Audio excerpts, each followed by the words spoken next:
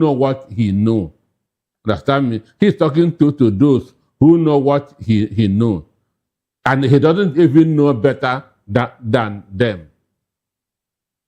Understand me? He doesn't know better than them. So what he's saying is what he's supposed to say. As a president, as a commander-in-chief, you are not supposed to show weakness. Understand me? He must not tell them, oh, I'm scared, I'm intimidated. You should be talking tough to give your followers courage. But behind the scene, we know that APC is jittery of ADC. Yes, I was coming to that because, you know, in our normal life, the moment you have an encounter, an altercation with somebody, and the person said, I'm not even bothered by your antics, I'm not scared of you. At that point, we begin to realize that that person is already scared. That's why he's telling you. Now, does it look to you like the president is scared of 2027? As APC is jittery of ADC. I mean, why would they do that? They have 32 governors in their case. If they have 32 governors, they shouldn't be meddling with the affairs of ADC. Are they? They are. They are. Because what Amopeton is doing now in interpreting that a judgment is not, even preempting a judgment is not his business. Now, I mean, he's a senior advocate of Nigeria. He's a professor of law. Do you have problems with the way he interpreted the judgment? That's not his business. That is not his business. INEC, we are talking of INEC. Yes. INEC doesn't interpret laws. I bet they have a legal department. INEC doesn't So who interpret should? laws. Who should? They should. INEC is supposed, without being pushed, they ought to have waited for court to take their decision. Now, the court took a decision, remain status quo antebellum. And what does that mean? According to them, it means that David Mark, Bala Nafiu, Mohammed. And that's what go back to that status quo mean. No, according to them, that is what it means. That's why I'm telling you that that certificate ought to be examined. Are you a lawyer? Somebody who is in first year in Faculty of Arts should know what that means. But we also have lawyers who are supporting the position of the ANEC chairman. Senior lawyers. That's cash and carry ones. Those who are looking for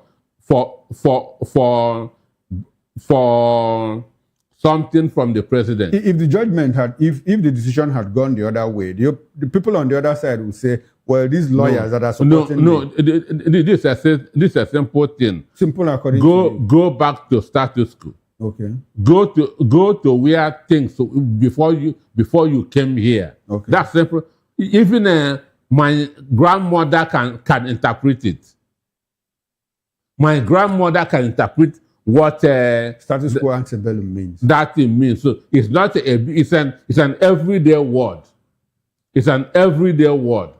So he just did that because APC has become jittery of the opposition. So you think INEC is doing the bidding of the ruling party? 100%. They are partial or what? 100%. Even a 5-year-old child knows that Amopeto is not transparent in what he is Let me doing. shock you, Dr. Anosike. There was a case that was mentioned on Wednesday after the ADC convention on Tuesday. Now, the case, it was Bala Nafiu Mohammed that took the case to court. And he's saying, adjourn this case indefinitely. INEC was joined in that suit. Do you know what the INEC lawyer said? The INEC lawyer said, Mr. George, I want you to dismiss this case because it lacks merit, for lack of merit. And when he was asked why, he said, because that the court has no jurisdiction over the internal affairs, the leadership problem or internal problems of a political party when it concerns the leadership. This is INEC lawyer speaking. Based on this information, do you still think that INEC is partial on this matter? Let us just start with what that boy said. Which boy? Nafiu. Okay. Let us just start with what Why are you calling me a boy? Because he's 35 years old. He's a man. he is not well informed. Okay. He is not well informed. Okay. Understand? One, if he's well informed, he cannot tell the court, adjourn this case indefinitely. It is not his business. His lawyers went to court with him. His lawyers are not informed as well. I say it is not his business to tell court what to do. Okay. Court decides what to do. It is a court that will determine accelerated hearing or adjournment. But that's why he went to court, asking the court to do that. So it is.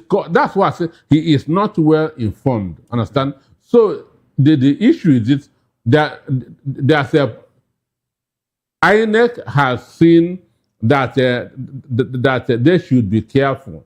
Understand? If not, they will be setting this country on fire. Understand me? INEC has seen momentum gathering everywhere. So they must tread carefully. If not, they will be setting this country on fire. So they are now trying to right their wrong. They are now trying to right their wrong. That's why he is now trying that to set the record straight. Understand? Okay, through his lawyer. I mean Through the INEC lawyer. I mean the INEC lawyer okay. that spoke in the court. Records. Sure. Right, because a mistake has already been made. All right, let's move on, because the president also said that the opposition figures like ideas. You know, as a matter of fact, they said they have nothing new to offer. Do you agree with the president? There's a reason why I asked. Do you agree with him? Excuse me. I can tell you that I'm the best footballer on earth. You cannot tell me no, because I've not been given the opportunity. Exactly the point. The people that are in ADC have at one point or the other had the opportunity to run this country, and the president and APC people are saying, when you were in government, what did you do? Atiku Abubakar, former vice president, excuse me, sir. But not president. Not president. Excuse me, sir. David Mark, former Senate president, Rotimi Amechi, former governor, former minister of transportation, Rauf Arebeshola, former minister of interior, former governor. Not president. Not president. But they were all part and parcel of the, at one point or the other, the PDP and the APC. John Odigie Oyegun, pioneer national chairman of the APC.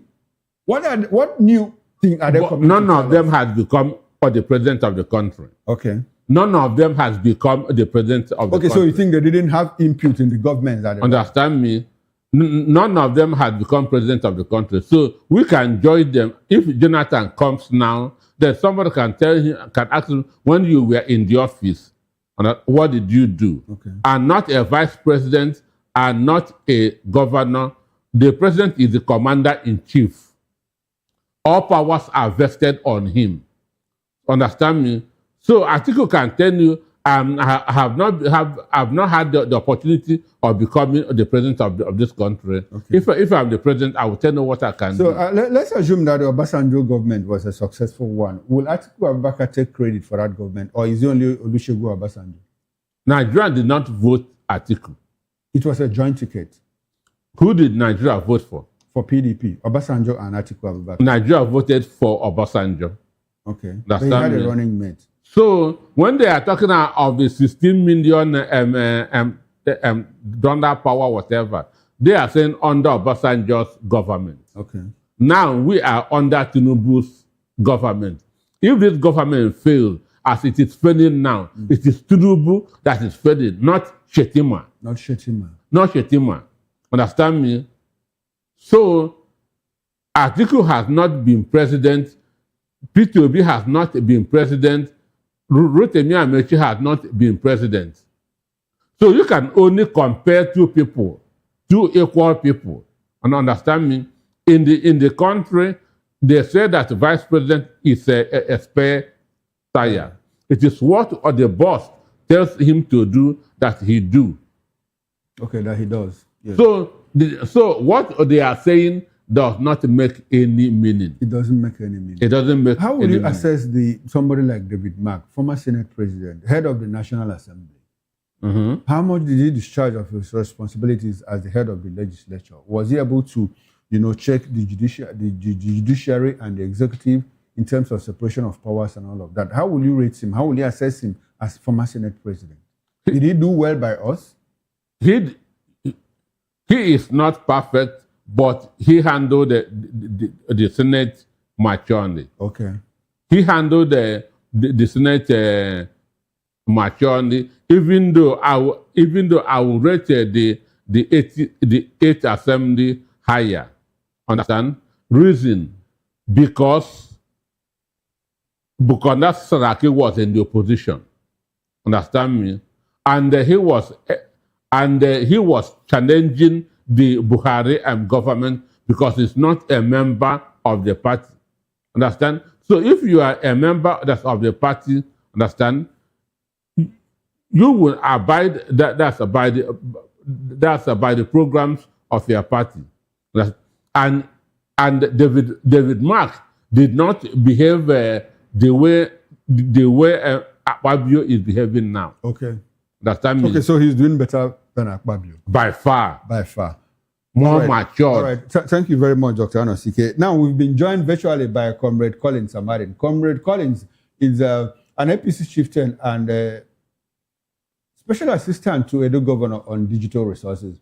Good evening, Mr. Amarin, and thanks for joining us on Political Lens.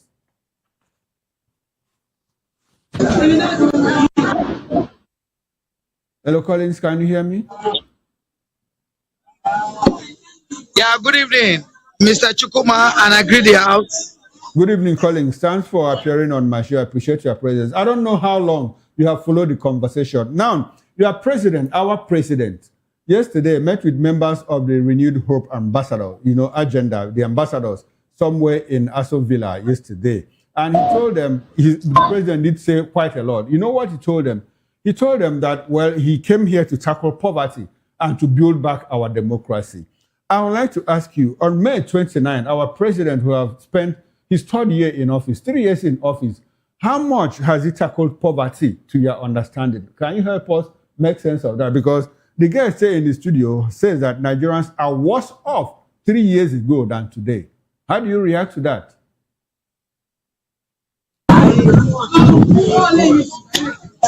Sorry, the volume was a little bit low. I'm trying to see how I can hear you clearly. Please, I don't know if you can come up. Your background, yes, I'll come back with my question, but your background is noisy. We need to move away from the noisy environment so that we can get your audio feed clearly. Change the location. Okay, beautiful. I don't know where now. Can you hear me now?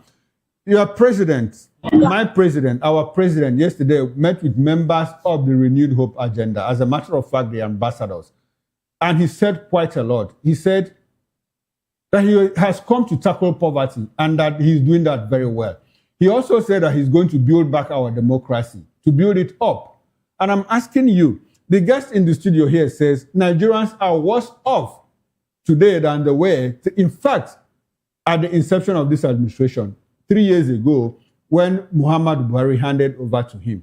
How much of tackling of poverty do you think that the president has done in the past 3 years?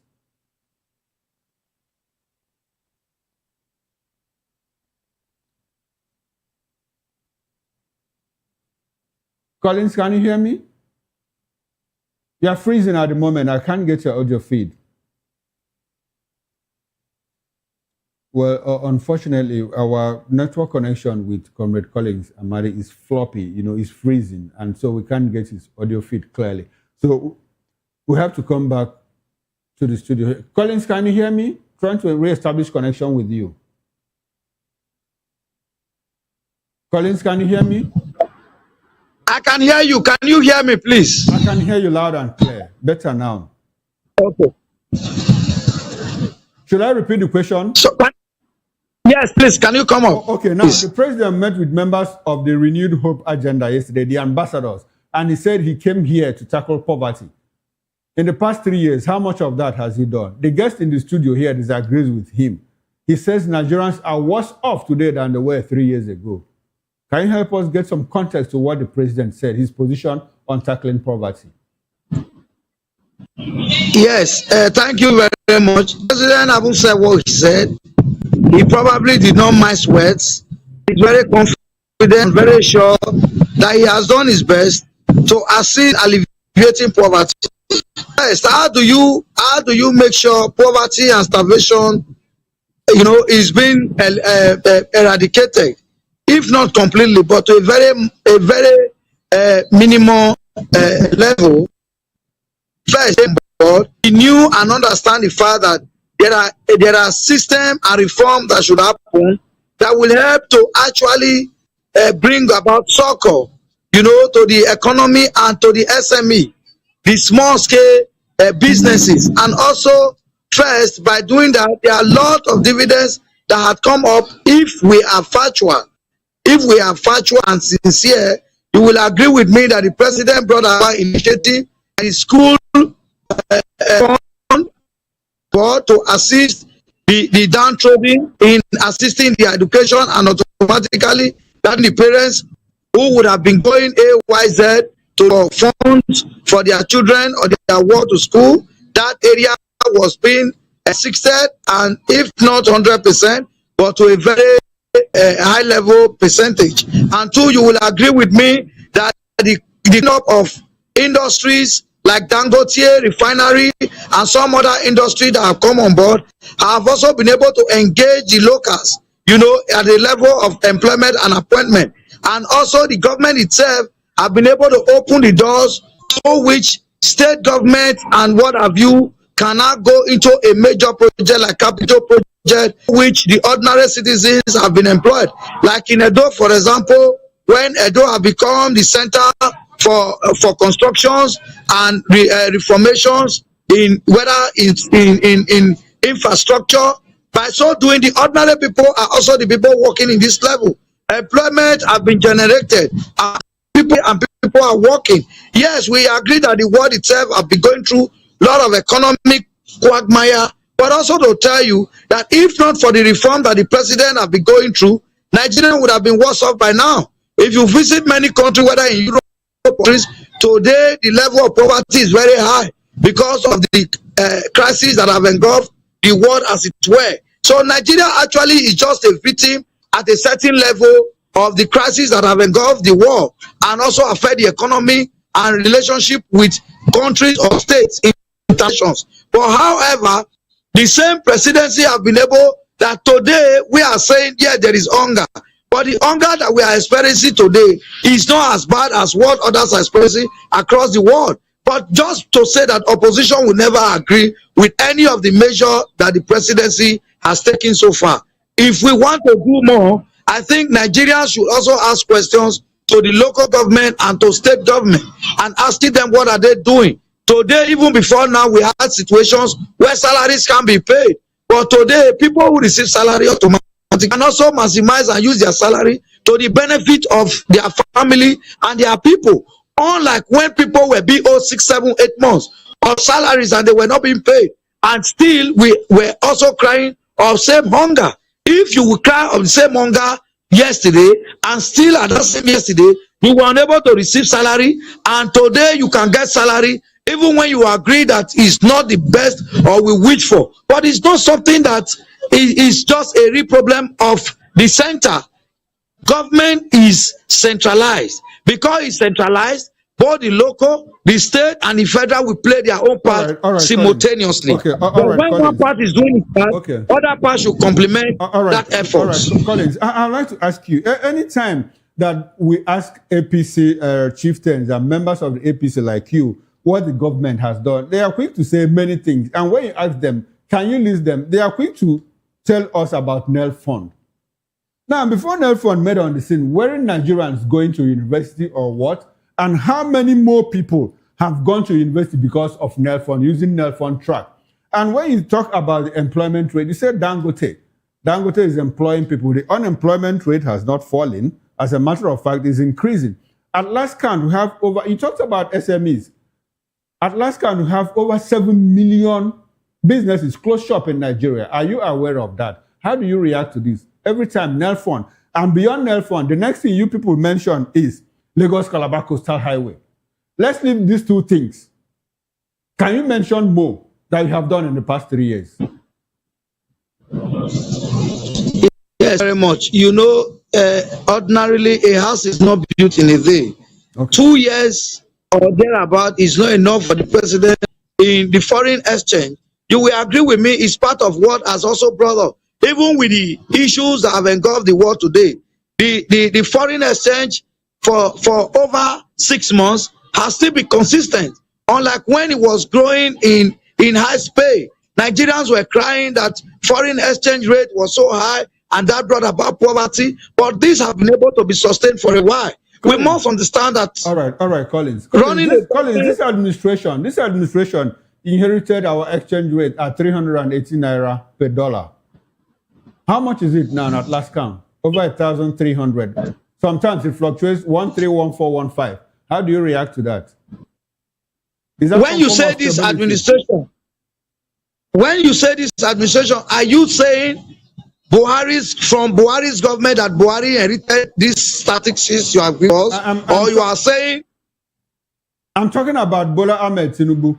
Buhari inherited exchange rate at 180 naira, and for 8 years it hovered between 180 naira and 380 naira. Let's leave it at 400. Let's peg it at 400. Bola Ahmed Tinubu came in, inherited it at 400. As I speak with you, within 3 years, it has hovered between 1,800 and 1,350 naira. Is that some form of stability or what? How do you say it? You saying that was what he inherited from Buhari administration, or you are talking about Jonathan's transition to Buhari's government? From Buhari. Now, see, let's not be dwelling on party. Okay. We are talking about the team of administration. You are the one that brought in the issue of party. You brought in the issue of party. No. I am not talking about party. I'm talking about a certain administration. Now, 95% of people who ruled Nigeria when President Muhammadu Buhari was in power are now the leaders and the chieftain of ADC today. So that simply means that having ground the system the way they wanted to ground it, they now moved to ADC. Now you just name all of them that were particularly in that administration. In all of the ministers that the Buhari government had, how many of them are still left with APC today? So when you talk of governance, we shouldn't be dwelling on party, because the other party man is not. So, but I am talking from the level to which President Bola Ahmed Tinubu took over government from. He took over government, dollar was over 2,000 and thereabouts at the level of exchange rate. No, and he has been able to. Collins, that's not correct. Please, that's not I want to say something. No, Dr. He shouldn't deceive us. You react. He shouldn't deceive them. Collins, He has not answered a single of your questions. Black market. I am talking about the black market. I am not talking about the bank foreign exchange. No, Collins, that's not correct. That's not correct. That is where it was when the president removed the first subsidy that we started seeing this kind of galloping, increase in our exchange rate. But anyway, I've heard you. All right, I'll come back to. I'd like for Dr. Anosike to react, to your comments. Doctor, how do you react to? One, he didn't answer any of your questions, which is expected, because you cannot give what you don't have. And the question is, he said that he is tackling poverty. Understand? How far has he gone in the area of tackling poverty? He mentioned NEL Fund. And I told you that Buhari left office when the multidimensional poverty was at 131 million. Today it's 141 million, which means Tinubu has put more Nigerians in poverty than he inherited it. That's understand me. Then when you check the cost of things in the market, which is the indices are used in measuring government, how the people are faring, you can see that things are far more costly now than when Buhari was in office. That shows you that Nigerians are suffering now more than before. Now, as of today, if you check the report that MBS released 2 days ago, every Nigerian is owing 740,000 naira debt. 740,000 naira debt. So when they are talking about exchange rate, that means nonsense. Our economy is on a downward terrain now than before. So he has not even added anything to what he inherited from Muhammadu Buhari. He has not added anything. He is mentioning Dangote. Dangote is a private investor. He said Dangote and others. He never mentioned any other company. So what they are using is a Dangote. It was even Buhari that commissioned Dangote, not Tinubu. So they cannot claim credit of Dangote. Companies are still exiting Nigeria on a daily basis because of instability in the power supply. Lives of Nigerians are being cut short on a daily basis. We now have more widows, more orphans than in the last 4 years because of what these insurgents are doing in the country. Watch how many people that are being killed in the country on a daily basis. So this government has failed woefully on the area of insecurity and the area of economy. Tinubu government has failed woefully in the area of economy and in the area of insecurity. There's no grammar that can change that. All right, Dr. Anosike, thank you very much. Let's go back to Collins, and I just hope that we still have connection with him. Collins, you are talking about Buhari and Tinubu. Now, Buhari, President said a lot at the meeting, the Renewed Hope ambassadors meeting. Now, the president said, his administration is a continuation of that of his predecessor, Muhammad Buhari, describing Buhari as a partner and suggesting that he took over from himself. In the president's word, Buhari was my partner. I succeeded myself. I took over from myself. How do you react to that? More like a continuation. I've had cases with you. I've had you on my program say, well, the Buhari administration was a failure. And we have a president that says, I inherited myself. I succeeded myself because Buhari was my partner. So I succeeded myself. How do you react to that? If the president on his own is admitting in your own words that Buhari failed, and the president said, I admitted that, and Tinubu said, I admitted that failure, and I'm continuing with that. How do you react to that statement? I have never, not in any forum, said Buhari administration was a failure. No, I have never. I can say that over and over again. Government has its weak point. Every government has its gain. Every government had an area where it up. Buhari's government did the best he can, but unfortunately, he had a team probably that didn't give him the best that he would have delivered upon. But however, he also had a lot of challenges that bedeviled his government. But however, that is not an excuse to say that he succeeded in all ramification. At some level, he succeeded. At some level, he didn't succeed. Government is a continuity. Yes, it was a government party. It was transition not from another party to another. It was from one party. The incumbent president did all his best to assist his friend to become president. Ordinarily, you expect him to also stay the fact that yes, it's a continuation. Government itself is a continuation, whether from Jonathan, from Obasanjo, whoever succeeds continues from there.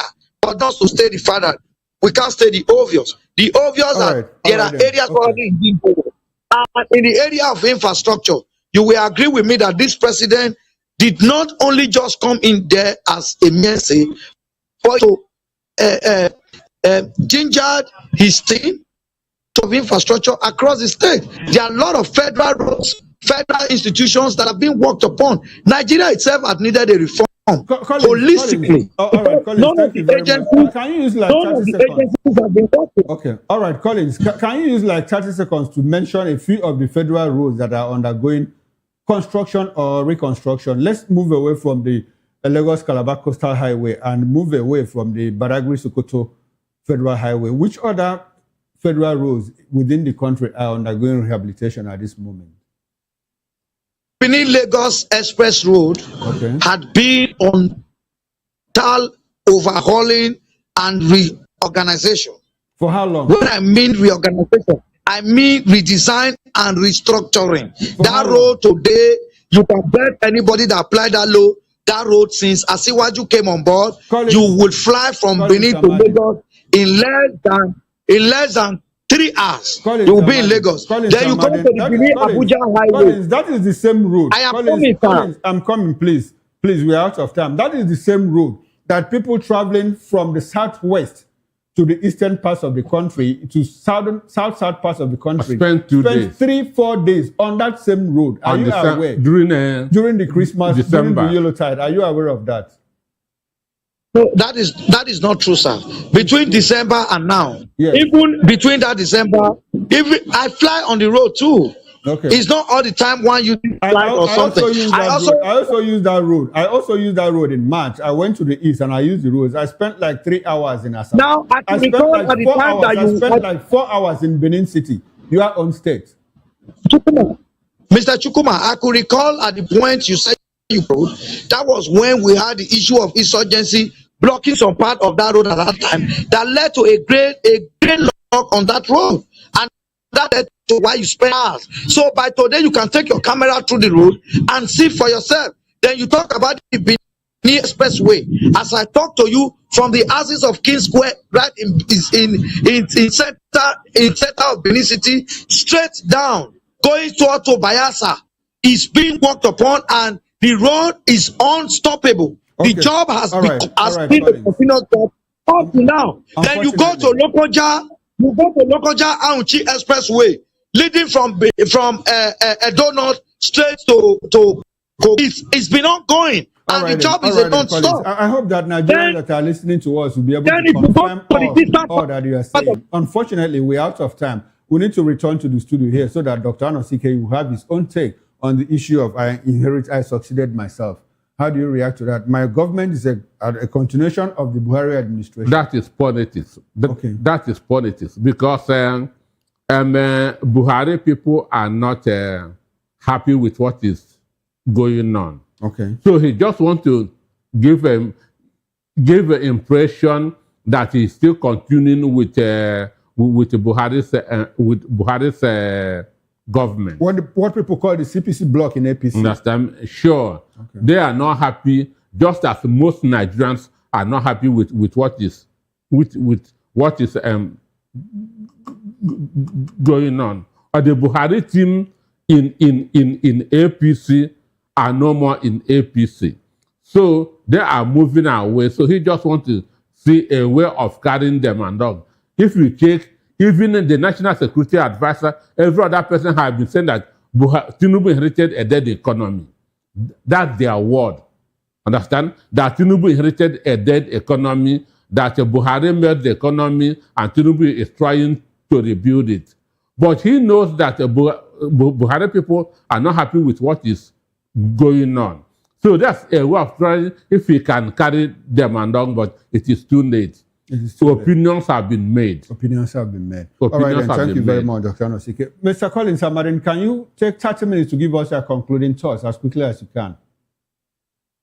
I think my elder brother there is just trying to create problem where there is no indeed the APC. Because first, when Buhari was administering, there was no interference in any area. He delivered at his best that he can with his team, without interjection or being understood, you know, and the way it was President administering. I think he needed all the peace in this world to administer. So wanted to come on the ground that you are Buhari block or not Buhari block. Buhari have ruled and lived and has gone to rest with the Lord. So they should allow Buhari spirit to rest in peace. They should start tracking Buhari into any form. It was the president that brought him into the equation. It was the president that brought Buhari into the conversation. Nobody mentioned Buhari's name. It was the president that did that. He brought in Buhari's name first to acknowledge the fact that there was somebody that he actually succeeded. And so also they should allow him to rest in peace. The president did bring him in. All right, thank you very much. No, for that to be in the way of contract, trying to create crisis. That's what I'm saying. All right, you remember the dead for very much, Mr. Things that they are. Thank you very much. I appreciate your time and presence on my show. I hope that we can do this some other time. Dr. Anosike, 30 seconds, concluding. Defending APC is not easy, no matter how hard you try, because from nothing comes. Okay. This party is nothing, and they cannot give anything. That's why my brother is now stammering. Understand? All To right, defend APC is not easy. So I think it's easy for him. no. No teacher can give him 15%. Well, unfortunately, you are not a teacher here. You're not the examiner here. Oh, well, this would be a good place to end the conversation. I must say a very big thank you to you, Dr. Peter Anosike, philosopher, journalist, and business consultant. I appreciate your presence on my show. Thank you And for to you, having me. Comrade Collins Amadin, APC Chieftain and Special Assistant to Edo State Governor Monday Obebelo on digital resources. I appreciate your time and presence. And I hope that we can do this some other time. On behalf of the Backroom Staff, Technical Director, Bus Manager, Sound Engineer, and the Ingest Manager, I am Chukwuma Okoro. Up next is Issues with Nana and Demduto. I'll see you on Monday morning, 8 o'clock on the morning show. Bye for now and enjoy the rest of your weekend.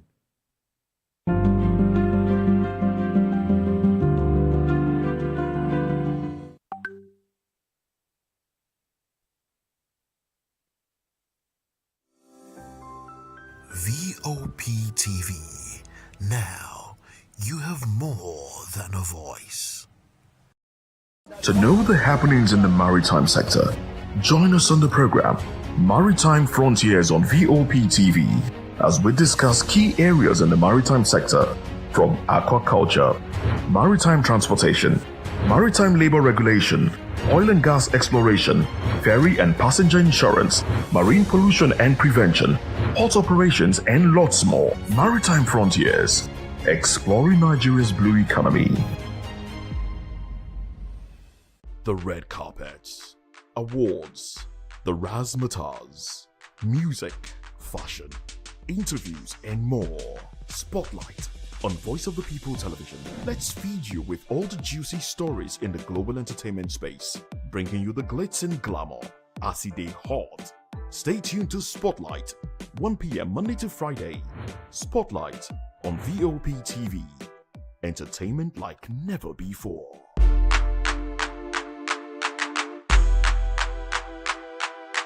Behind every broken desk lies a broken promise. Education shapes the nations.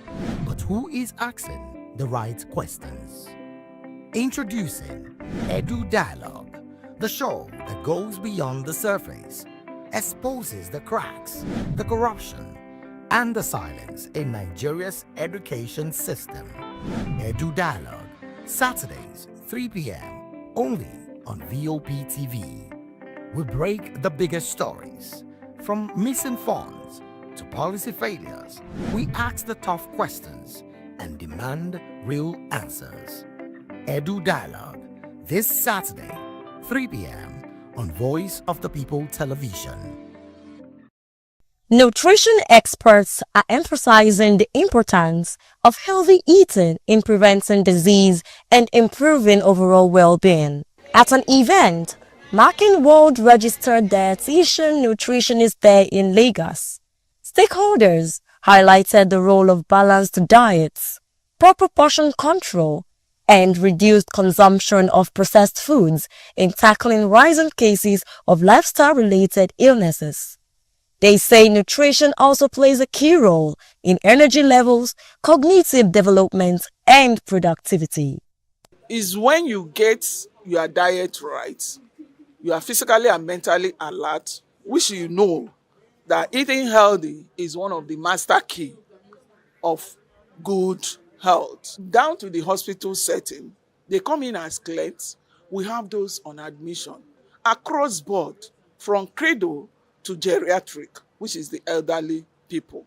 So from the pregnant woman, for your child, for you to be healthy and the child to be healthy, and you come out having a bouncing and beautiful or handsome baby, you need the touch of a dietitian.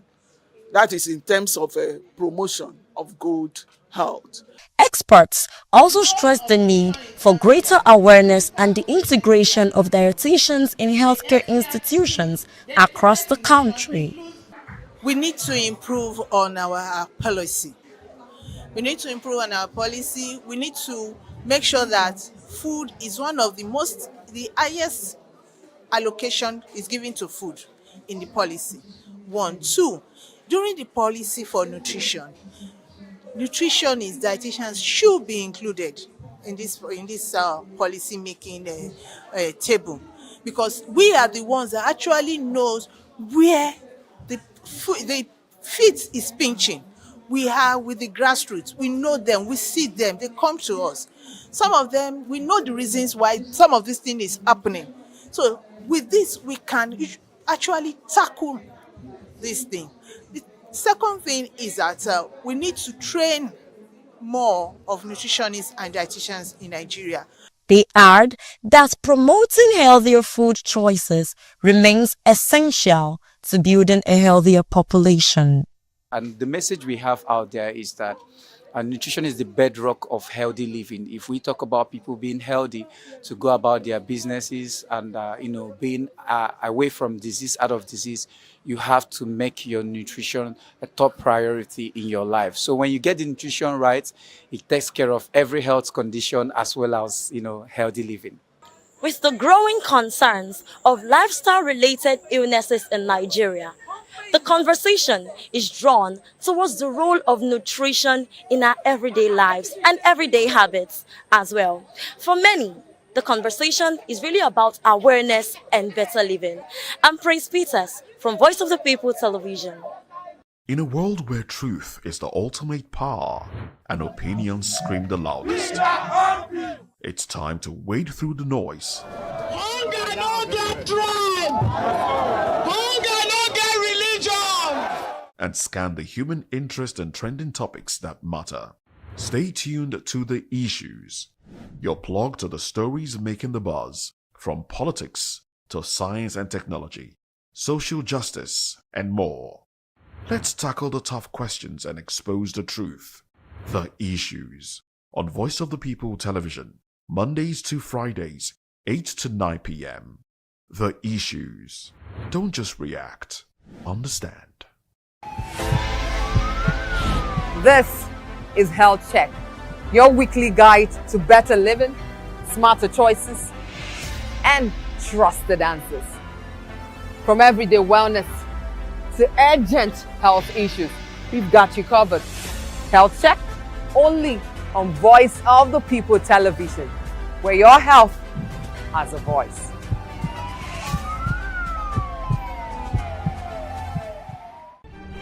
In a world where power shifts with every headlines, news breaks and events happens, we bring you unbiased and explicit information on politics, economy, and state of the nation. We break down the chaos. Facts, not fluff. Truth, not spin. We discuss not just politics, but a glimpse into the future. Voice of the People Television. Now you have more than a voice.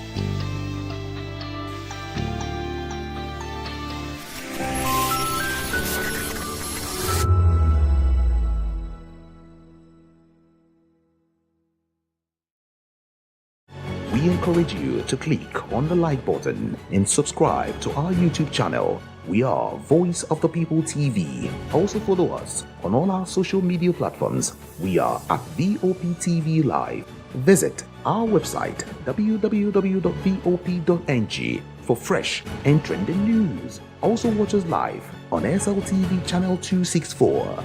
Vop TV, Voice of the People Television.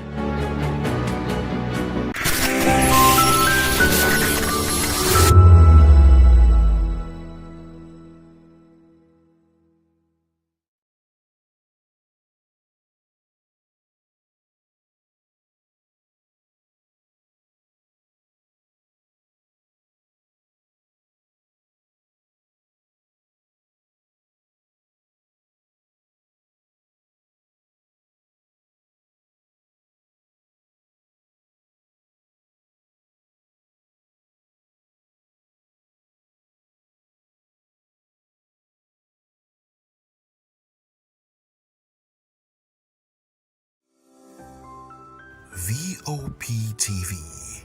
Now you have more than a voice.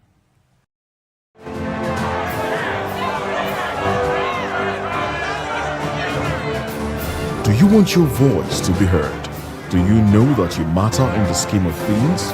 The People's Voice, the show where ordinary citizens take center stage as we discuss the biggest stories that affect you and I. With you in mind, we facilitate lively discussions, debates, and interviews on the topics that matter most to you and I, from social justice to economic empowerment, education to healthcare, governance, and more, tackling tough topics and amplifying your voice.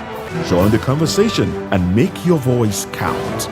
The People's Voice. Make your voice count.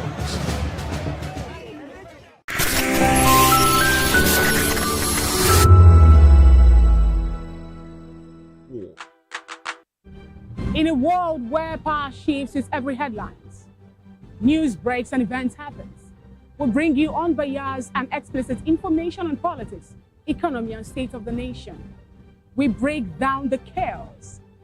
Facts, not fluff. Truth, not speed. We discuss not just politics, but a glimpse into the future. Voice of the People Television. Now you have more than a voice.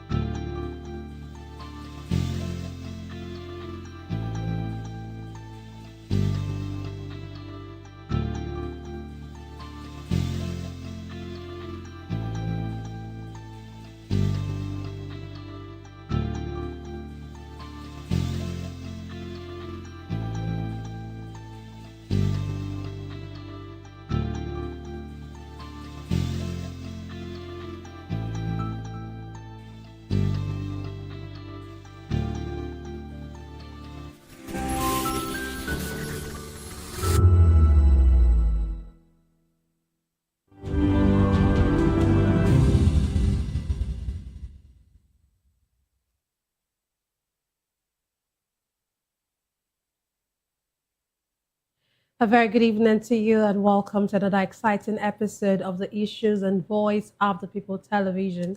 And we bring you the most important and pressing issues shaping our nation today. I'm your host, Nenna Ndumdioto. Today on the issues, we're examining the complexities of Nigeria's politics and governance, from Tinubu signing 2026 appropriation bill, and of course to Tinubu and Atiku engaging in war of words over economic record. Also, Afenifere calls for peaceful 2027 elections. And finally, Governor Abiodun and Oshoba present chosen APC governorship candidate Yayi to Tinubu. Join us as we break down the fact and provide context to help you stay informed. We'll take a short break, and when we return, we'll dig deeper into these topics. Don't go away.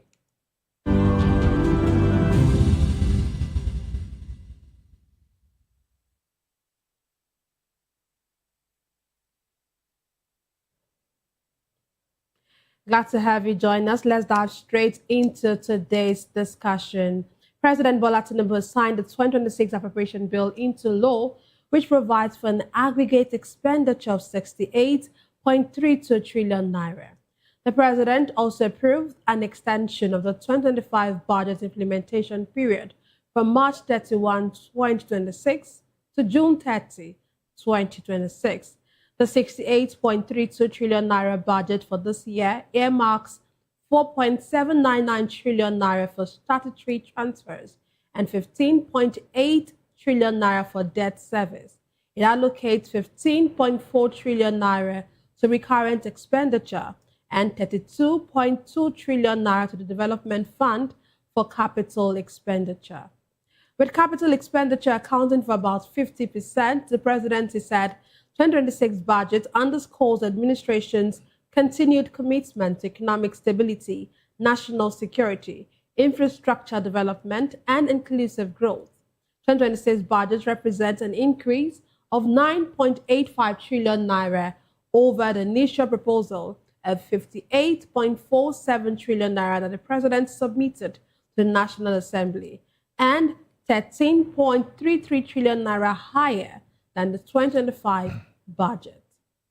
Today, I'm delighted to be joined by a guest here in the studio. We have Elvis Elimihele. He is a senior reporter and a public affairs analyst. Glad to have you join us, sir. Yeah, good evening, Nena. Yeah. How's your day? Fine, thank you, and yours. Thank God. And when you hear all this huge amount of money, yeah, I don't know if it happens to you, but my head begins to like, oh God, this is a lot.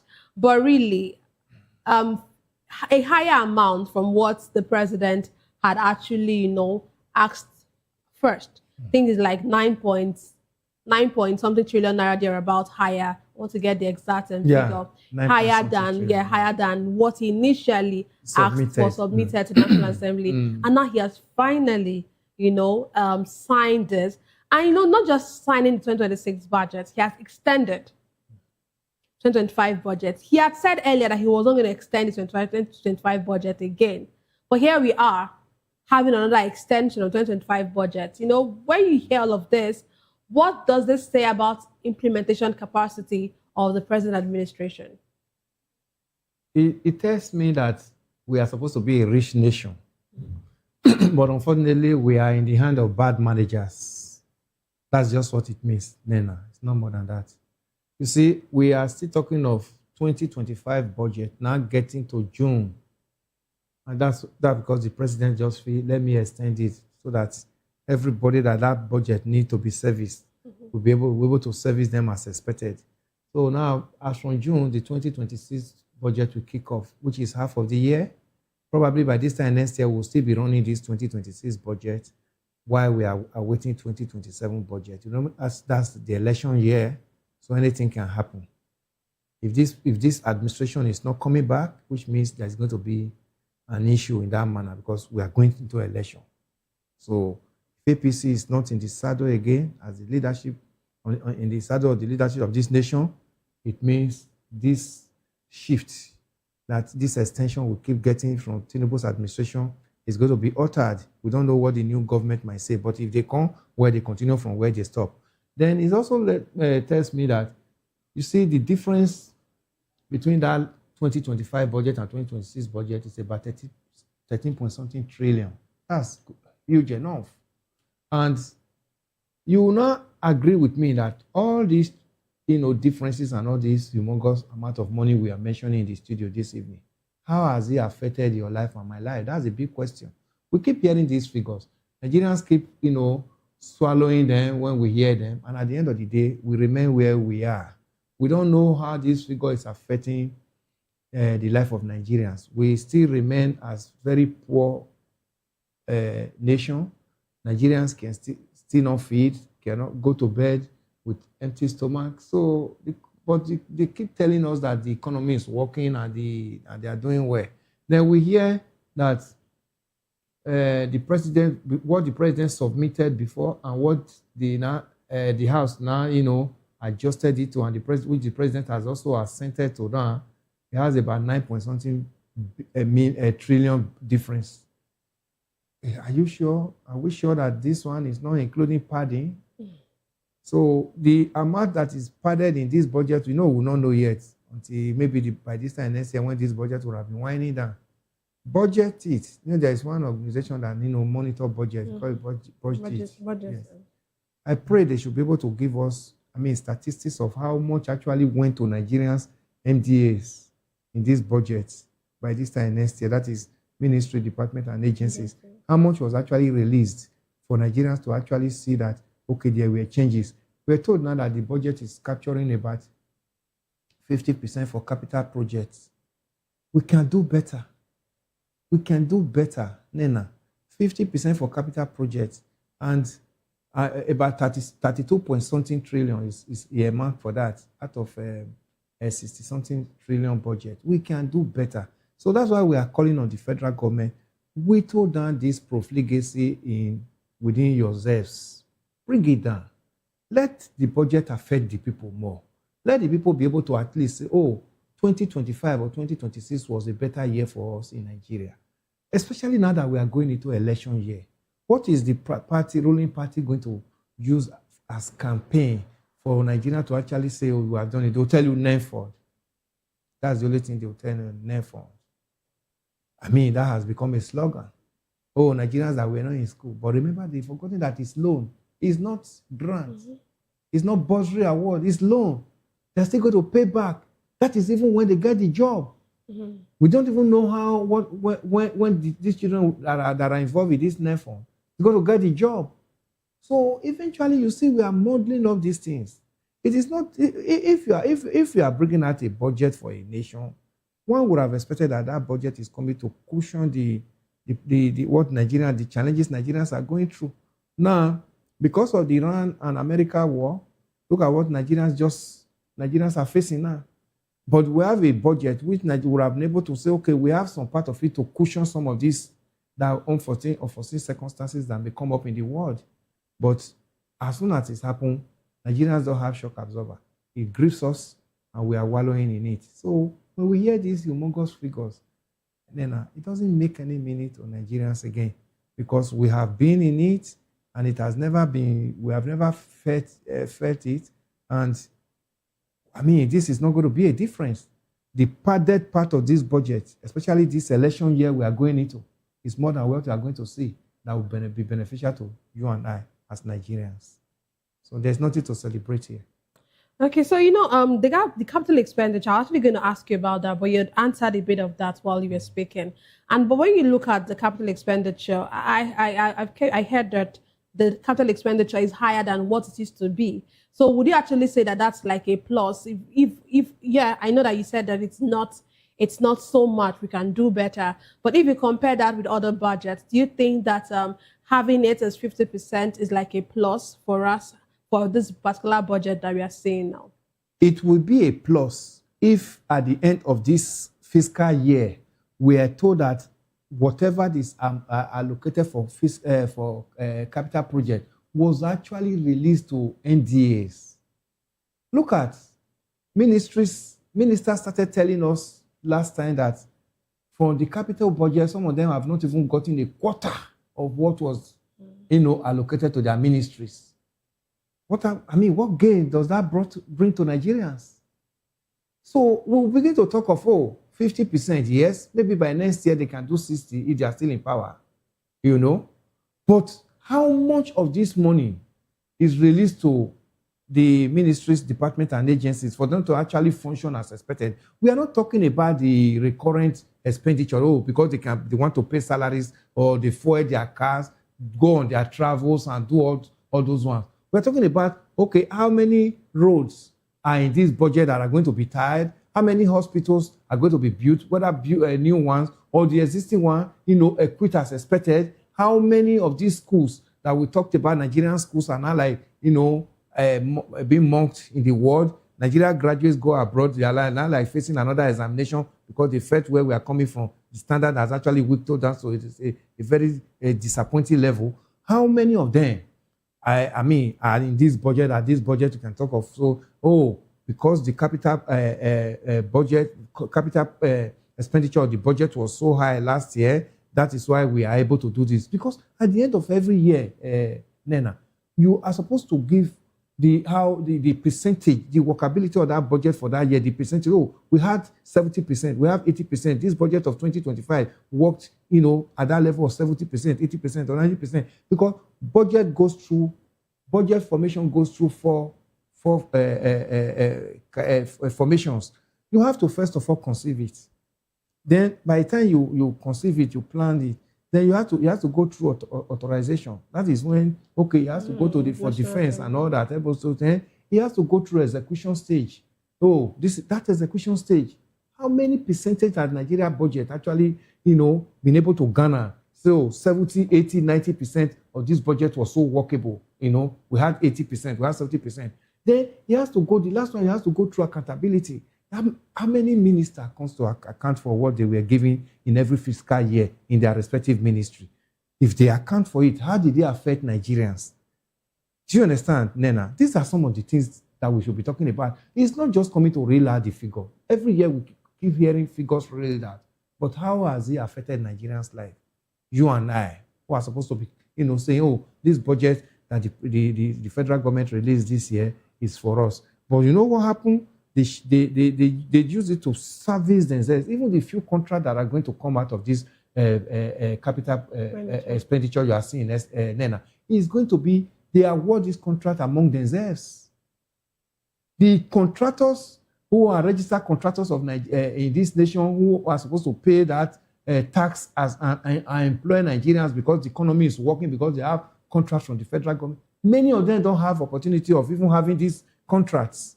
The National Assembly members have part of the shares in this contract that this budget is going to service.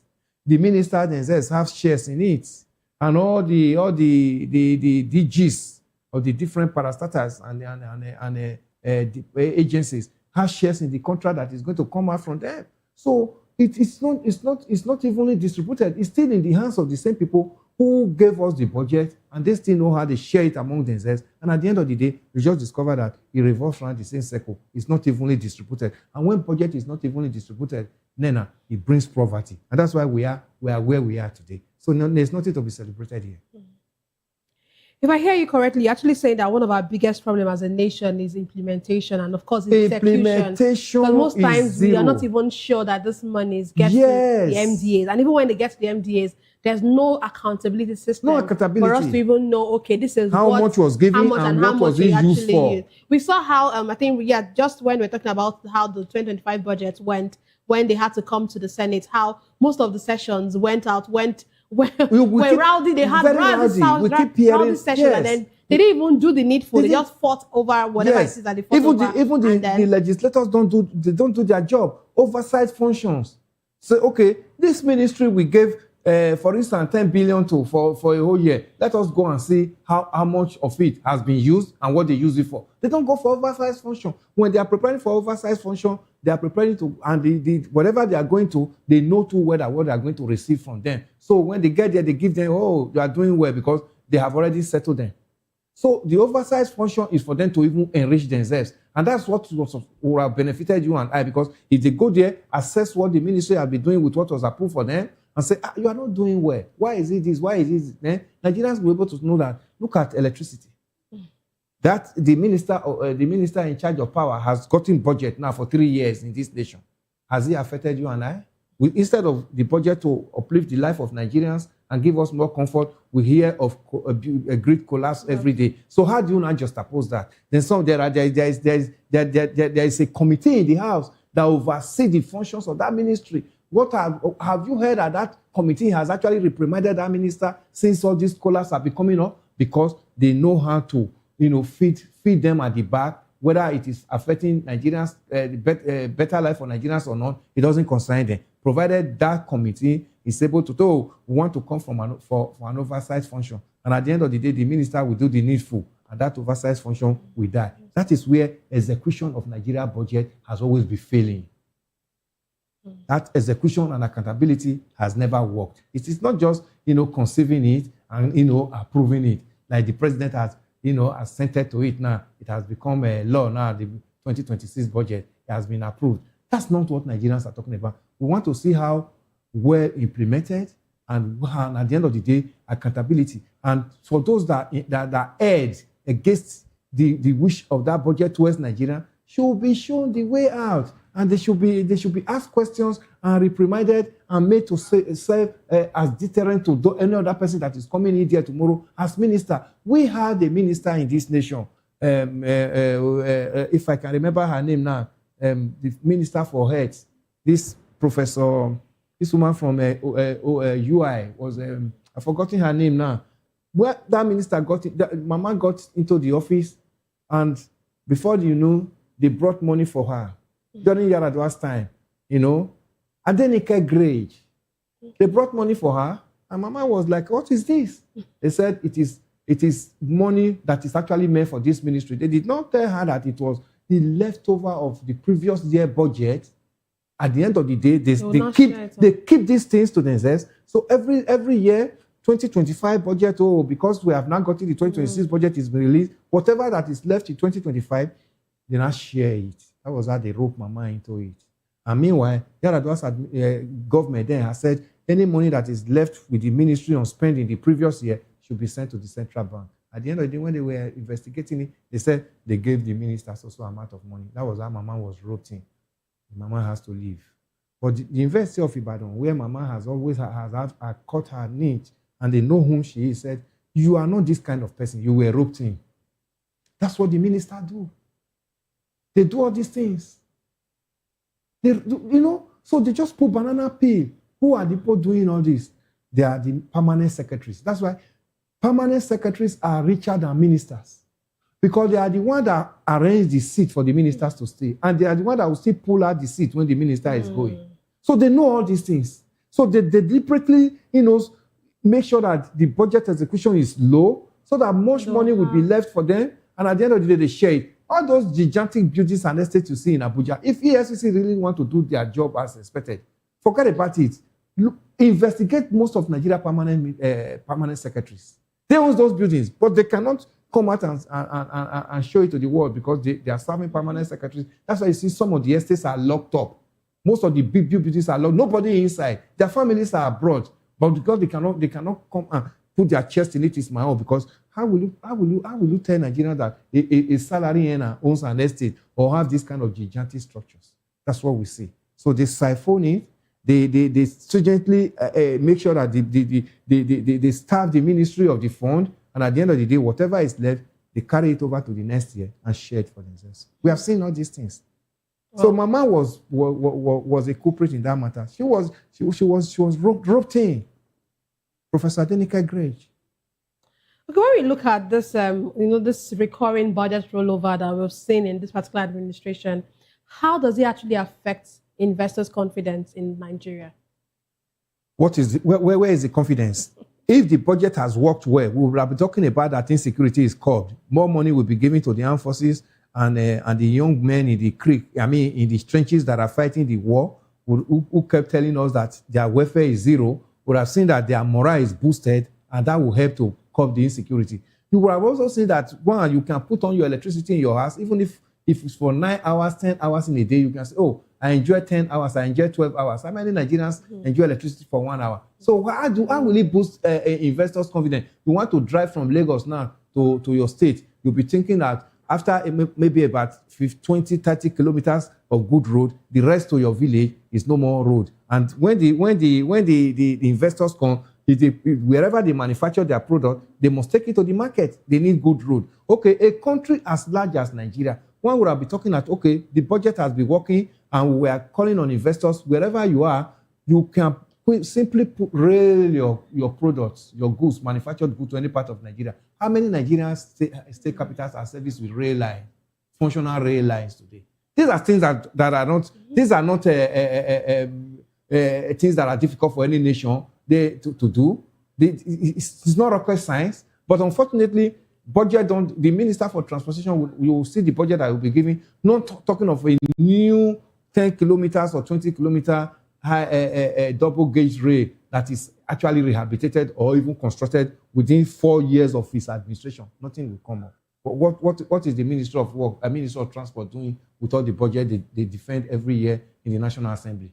Nigeria should be talking of, okay, I don't need to start looking for, I saw the Airline Operator Association of Nigeria yesterday talking about that they will soon be grounded because they cannot afford aviation fuel. If there was functional rail, Nigeria can still travel as expected, even very comfortably. For those that don't want to be on the road, that's supposed to be the job of the Ministry of Transportation. So these are things that we interest in foreign investors. Say, these things are working. I have good rail, I have good road, I have good rail, and I have good electricity. I won't come and start investing my money in it. Then they'll pay the whole thing more. Judicial system, is it working? And nobody will want to go and throw his money into where he doesn't know what is going to happen to his investment, especially when we keep seeing judiciary shifting goalposts at every time, giving double judgment, go to Supreme Court will make a pronouncement, and at the end of the day, the matter will go back to Supreme Court again, another pronouncement will be made in the same matter differently. It doesn't build investors' confidence. Okay, let's move on to our next conversation. President Tinubu has dismissed opposition criticism of his administration, saying political opponents cannot intimidate him or derail his reform agenda. Speaking to his supporters, the president described the opposition as noisemakers who do not respect the rule of law. Further disclosed that he took over from himself, stating that he takes responsibility for the current state of the economy as the late President Muhammadu Buhari was his partner in governance. The president also took a swipe at former Vice President Atiku Abubakar, questioning the outcomes of some privatization exercises carried out under Atiku's tenure. In response, former Vice President Atiku Abubakar defended his role in Nigeria's privatization era, insisting Tinubu's criticisms do not stand up to scrutiny. Atiku further said the president, who has not fully reserved questions about his own background, should exercise restraint before casting aspersions on others. So let's watch the video of, President Tinubu actually talking about the fact that he took over from himself. The life voyage is not going to be easy. This economy, I think I have to look back, because the truth is, I took over for myself.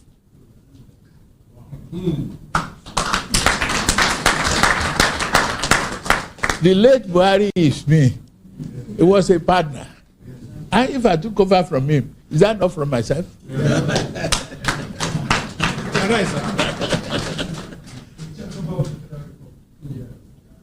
So, if something is wrong, fine. Live with it, correct it, move on. The life voyage is not going to be easy. And so many of you that are traveling with me, I can only stand before you and say you will not regret it.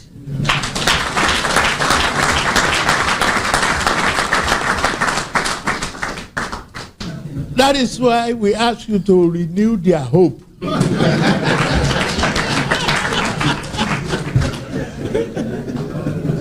If they don't want to see the hope and the roads that we bridge and the children we raise and the economy we are growing, we lend them Jiggy Bola.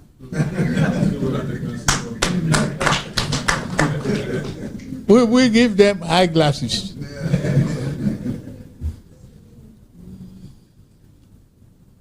I can assure you, this is whatever you say I do. But one thing that you need from me is a promise that I won't run away from their family. Some persons will say that it is even it's a different thing that the president is saying what he's saying. But even those who are clapping, you know, if some persons wonder why they are clapping. But of course, he was among his supporters, and we hear him say things like this. You know, there's been a week of war of words between the presidency and, of course, Atiku as well. And then the presidency had earlier asked the former vice president to bury his 2027 ambition, you know, all those things. And now we hear the president has also joined in the tirade. And before he even went into all of the criticism of Atiku, you heard him say that he took over from himself and that, you know, Buhari, whatever it's. So is he taking responsibility for what Buhari? This is the same administration that once said at some point that, you know, they met, you know, they really condemned what they met on ground. And now we're hearing the president say this. Is it that you know, he's saying things with the two sides of his mouth? What do you expect, Nena? Let me first of all address that clapping. That's a sycophantic clapping, Nena. It's not different from what we see in this administration of APC.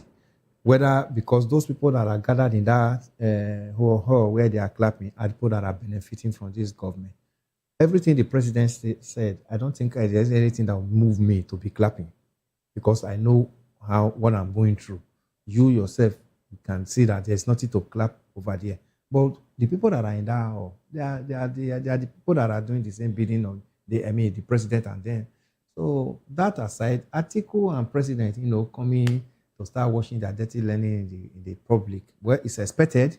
The president said he was the head of the economy team, privatized the steel industry, and where is the steel today? That's true. That's true. That's why sometimes in my place they have an adage that don't drink hot water down. By the time you are not pulling cold water and you have already made a mistake.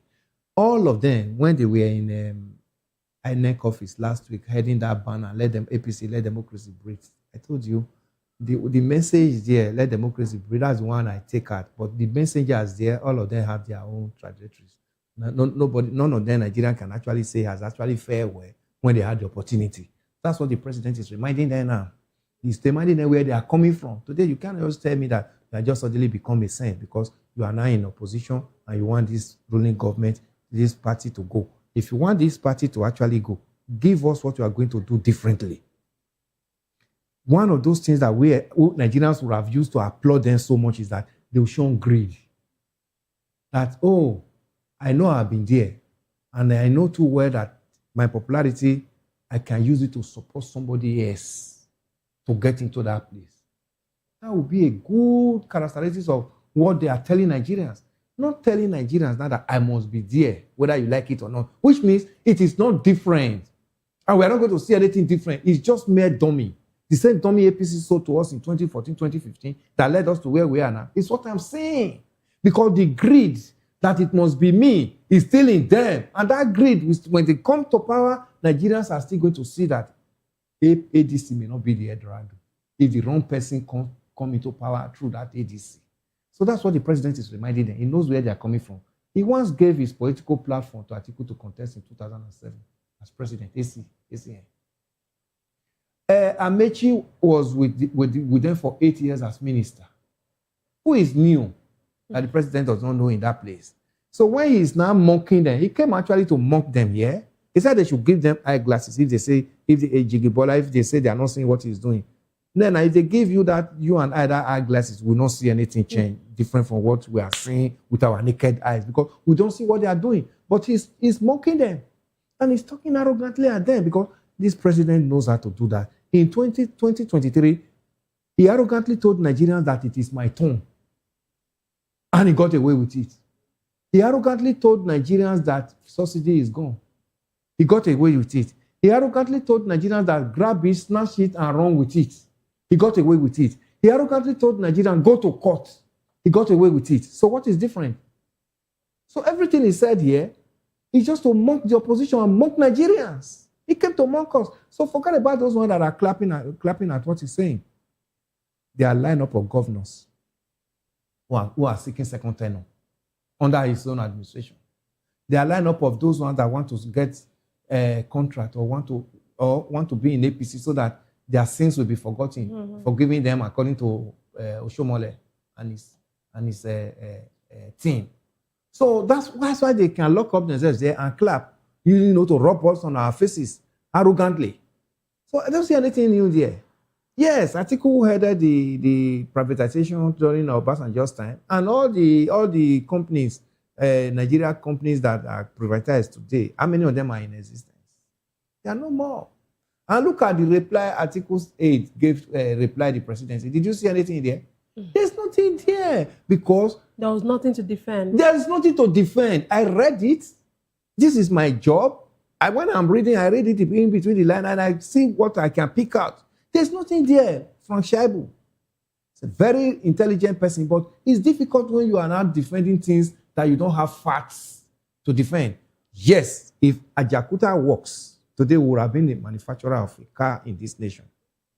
If Ajakuta works and DSC works, do you know how many tons of iron that is spent on this nation daily that are imported into this nation? That at least I had the opportunity of knowing DSC, Delta State Company, Alaja, or Delta State. I had the opportunity because I practically, like at my formative years, grew up in the township. But if you get to DSC township today, you'll be weeping. These were laudable projects that Shagari's government saw that would have taken Nigeria to a level. But what happened subsequently? They died. DSC township was like abroad. Everything works. Is it electricity? Is it tarred road? Is it that even you, as a staff, if you are employed in DSC today, the only thing you need to roll into that house you are giving is your clothing. Everything is there. Go and look at the DSC township today. Over 80-90% of the houses are burnt. No more roof. It has become like a jungle because of mismanagement. So when the president speaks like this, he knows where they have all erred against Nigerians and I use it to mock them and rub them on their faces. So we need a new Nigeria, Nena. We need that person that Nigerians can actually believe that he's not going to sell dummies to us like APC sold to us in 2015. And here we are today. Because that greed, that among all of them that had that banner that day that is still in them, if they continue in that trajectory, it will not be different. That's what the president just reminded them of. So it's a shame that we find ourselves in this same situation again. You know, let me talk about this greed issue you talked about. I heard Amechi, I heard his interview This morning. Yes. And, you know, when I listened to it, you ask yourself, if members of the same party are talking this way, how are you now selling to Nigerians? Because it looks like there's no unity. All of them are coming out to say that I want to be the president. I want to be the president. I don't want consensus. I don't want consensus. And then again, on the other side of their mouth, they would say, or with the other side of their mouth, rather, they would say that whatever outcome comes out of the primary, they would run with it. But with the way they are speaking, the words of their mouth, their body language does not look like they will actually run with whoever it is that would come out. So what are these people actually going to, what are they even bringing to the table? Nena, they've not learned their lessons. They've not learned their lessons. That's why I told you that it is not the holding of that banner that matters. The message there belongs to democracy, and that's for Nigerians. Let the APC, let democracy breathe.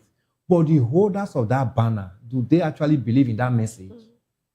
They don't believe in it. That's why you see they keep shifting goalposts. Amechi sometimes said even if he's not interested in contesting. Today, Amechi told before now, he said ADC should lock themselves into the room and tell themselves the truth. Mm-hmm. Good advice. But today's interview, has he not contradict all he has been saying? Look at the interview. Suddenly, Atiku Abubakar cannot remember to go to a studio of a media house in Nigeria.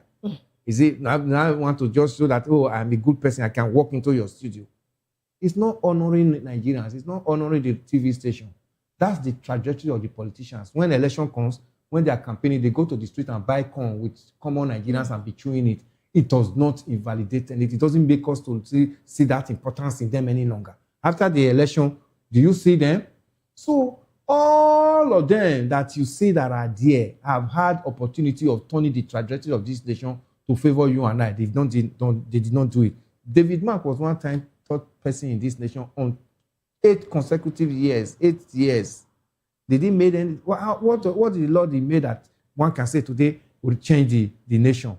It's not there. Aregbesola was one time a governor in Osun State. Yes. By the time he was leaving, civil servants were happy that at least he has gone because salary was paid half. And even at that half payment of salary, how many months were even paid? So those are the kind of persons that are saying they want to bring change. No, we're not even looking at that. Yes, they could have a different change now. But if you want to bring that change, roll out what Nigerians should be seeing now that make the difference and say, okay, really, let's test them. One of them would have been, yes, all of us here, let us speak with one mind. This is the person we are supporting, and this is the person that must go. And this is the person that is popular among Nigerians. Let's give him a trial. Not all of them is still having that selfish character that have always been in them. I want to be there, I want to be there, I want to be there. Suddenly, they are now, look at, since Kwankwaso came into their party, Atiku Abubakar has remembered to come to the press now to grant interview. Obi has always been granting interview. We know Obi has always been moving. All of them are now suddenly, then Amechi now has now remembered to come now to start granting interview and have talking to media houses. So that's to tell you that they've not learned their lessons. And even if they are given the opportunity, they may not do better than what we are saying now because of greed. Well, Let's still go back to Atiku and Tinubu. If you look at these two men, that's Atiku and the president, when you put them on a scale, who would you say for how has Atiku successfully actually challenged them, Tinubu, on economic credibility, given their history? Atiku. Everybody knows that this economy of this administration is a failure. Absolutely. But if we want to put them on that scale, you actually look at it that at least a PDP economy worked better during Atiku's era. It worked better. Yes, one can actually, because where we are today, Nigeria never dreamt that we'll get to this level where we are today. That we cannot be talking of buying a liter of fuel 1,000 something. That we are not buying a bag of rice 70, 80,000 when PDP left it with 7,000, 8,000. You understand? So if you put this side by side, you know that Nigerians have been conscripted so badly into where we never wanted to find ourselves under just this 11, 12 years of APC's administration. Things just changed. So if you want to take a retrospect of where we are coming from, nobody will celebrate APC economy because they are the only one that is analyzing the economy and saying that it's doing well. I don't know where they are because they can manipulate Nigeria Bureau of Statistics and give them figures. But that figure, does it transcend? Does that figure actually work in your kitchen? Does it work in my home? Does it work in my home? It doesn't. But we keep hearing that, inflation has dropped, it's not this. Is it really working? Those figures, is it really working as expected with Nigerians? It is not. So Nigerians have gotten themselves into one chance. And that's what the one chance we got into with APC. And that's the one chance Nigerians are saying, let us be fair to ourselves. Let the system work. Let's shun greed. Let's shun it must be me, this character we have always been known for, so that we can actually get out of this one chance that we got ourselves into and see whether we can move forward as expected come 2027 general election. But it's only God that will take us out of that because the president said it. When I was contesting for 2023 election, my primaries was tough. My election was tough, but I got it. Here I am today. Now I am here. That's the president is telling you that this seat belongs to him. He's sitting on it. So every other crying and wailing around, forget about it. This place that I am now, nobody is contesting it with me. He has said it. That's what that misstatement meant. That when my primaries was tough, we actually knew how his primary was. We actually knew how his election was in 2023. But now he's here. Now, what does it mean that now I'm here? Now I'm here. I own the INEC. I own the armed forces. I own everything. I'm inside. I'm on this seat. Who is that person that is coming to take me out? That's what the president is saying. And he went further and said he wants to privatize another person's political party. The judgment that ADC is expecting is already given. I'm sorry for ADC. If care is not taken, I'm afraid whether that party will even be in the ballot because the president has already said it. He wants to privatize another person's political party. Is that not why they are in court? So something else. So you feel like there's something fishy with that absolutely, statement? absolutely. So, but some persons have actually held on to the fact that there might be hope for ADC with the Supreme Court. So are you saying that with this statement the president made that there might not be any hope for ADC? Well, we're not having hope when we said all eye on judiciary during the 2023 election. Was the hope not dashed? Where are we today? Do you still have that hope? Well, it may be a theory thing if you still have that hope, because tomorrow Nigeria Supreme Court can give different judgment. They cannot tell you let the judgment, the adjudication go and start from the lower court again, because they don't want to make a categorical pronouncement. They'll go back. But remember, election timetable has been raised out. There's no more time. So anything can happen. That's what the president was just telling Nigerians. He wants to privatize another person's political party. So put that in context. So where does that leave someone like Obi? Yes. I don't know. I can't answer that, Nena, because you still need political party to actualize your aspiration, political aspiration, and your dreams in this nation. Special purpose vehicle. Because there's no independent candidate. So, but I know they may have a plan B. Nobody knows about that. Okay, well, we are almost out of time, but let's quickly go to Ogun State where something happened and something is happening. You know, Olamilekan has now been, crowned Yes. the chosen one of APC, and then we saw Governor Dapo Abiodun and of course the other statesman Olusegun Oshoba, took him to the president and introduced him, but of course he knows him, but just to tell him this is we have crowned our new the prince has been prince has been crowned. Progenitor. I'm telling you. And then I think some days ago when Ogun APC actually endorsed him, there's one of Shoremi or something. I can't remember the man's exact name. A PDP chieftain actually said, "Show me that this consensus is not the way to go. Yes. It's not political. It's not democratical. So what do you make of this? Olamilekan and every other person we saw, Iyabo Obasanjo looks like you have to. She has been talking tough, but it looks like the talking tough would not. Well, the other time she was happy about consensus. No. She was happy about consensus one time. So then it's Baba Sokweti. It's what happened with ACN and now APC, and that's why they bungled it into the Electoral Act that no more indirect primaries. So it's going to be direct and consensus.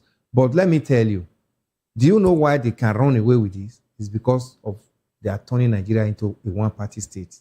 If they pick their candidates randomly on a consensus ground, and the people are not happy with the choice they impose on them, and there is another political party then formidable that has the people's choice, won't the people vote according to their choice? But that's what they are doing now, that the people, after picking these people and robbing them on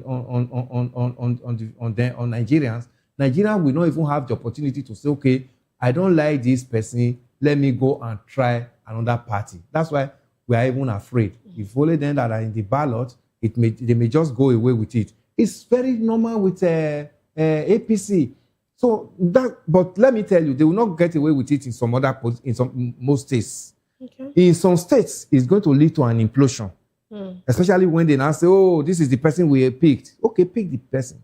But if there's just one or two political parties in Nigeria that can get to the ballot, they're going to see some protest votes come to the general election. Some of the state governors, like I tell you, they're not supposed to even be in their various state houses if election is free and fair in 2027, because this kind of thing that you saw in Ogun State played out is going to play out in some other states, but it might not go down well with the people of some of these states. So it's going to lead to implosion because they've already picked the governor now. That's why they are going to pick National Assembly, that is Senate and Rep. That's why they're going to pick the State House of Assembly. I'm forgetting that every person that is a politician also has an ambition, and he also has followers who believe in him and say, come, you are my leader. You know, they call themselves leaders. You are my leader. By the time my leader get there, my life will be better than this. They will queue behind their leader. But if their leader is not giving that kind of opportunity, they will have to go for a protest vote and say, no, we can't continue like this. So implosion is coming. We are still going to analyze it soon in some of these states as time goes on. Thank you very much, Mr. Elvis. Thank you very much for being a part of the issues and, of course, for your analysis. Intelligent as always. That's all we have for today's episode of The Issues. Explore the challenges facing Nigeria's politics and reconciliation efforts and, of course, electoral governance. Thank you for being a part of it. Don't forget to tune in next time for more in-depth analysis and discussion. Follow us on social media to stay up to date on the latest news and insight. Until next time, stay informed. I am Nnenna Ndomdioto. This has been The Issues on Voice of the People Television, where the future faces forward. Please don't forget to stay tuned for Hashtag with Vivian by 8 p.m. Don't go away.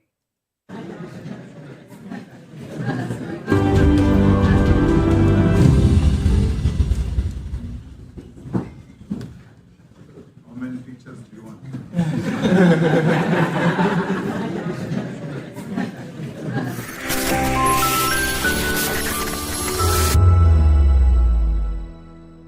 The red carpets, awards, the razzmatazz, music, fashion, interviews, and more. Spotlight on Voice of the People Television. Let's feed you with all the juicy stories in the global entertainment space, bringing you the glitz and glamour, as they hot Stay tuned to Spotlight, 1 p.m. Monday to Friday. Spotlight on VOP TV. Entertainment like never before.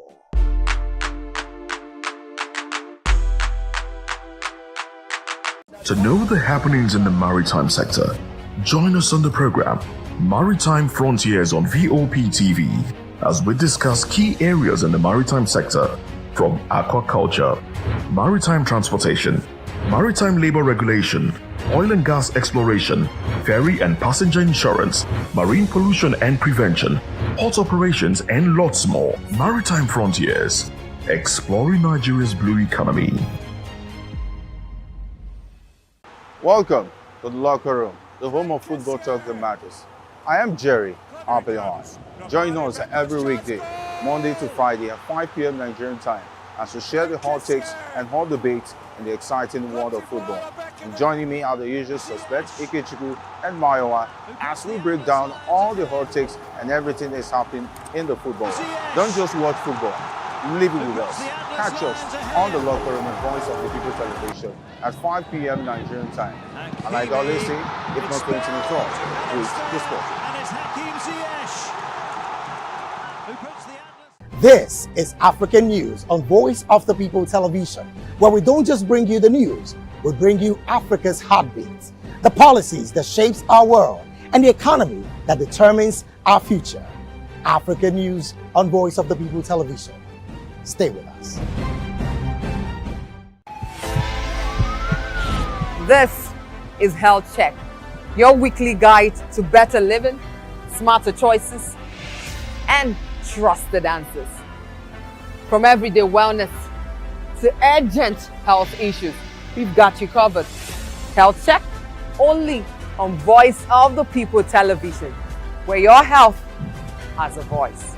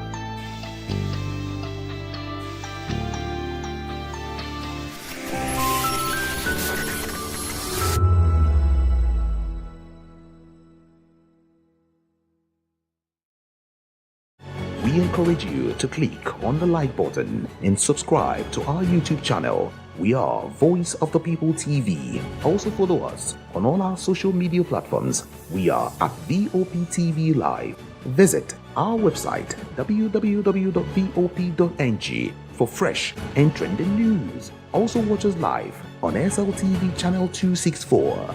VOP TV, Voice of the People Television. Join us as we drive into the world of politics through insightful interviews with prominent political figures, both serving and former governors, ministers, senators, legislators, party chieftains, activists, and analysts. Get first-hand information into the decision-making processes that affect our daily lives. Highly engaging one-hour program that brings political discourse into focus. I am Chukwuma Okoro.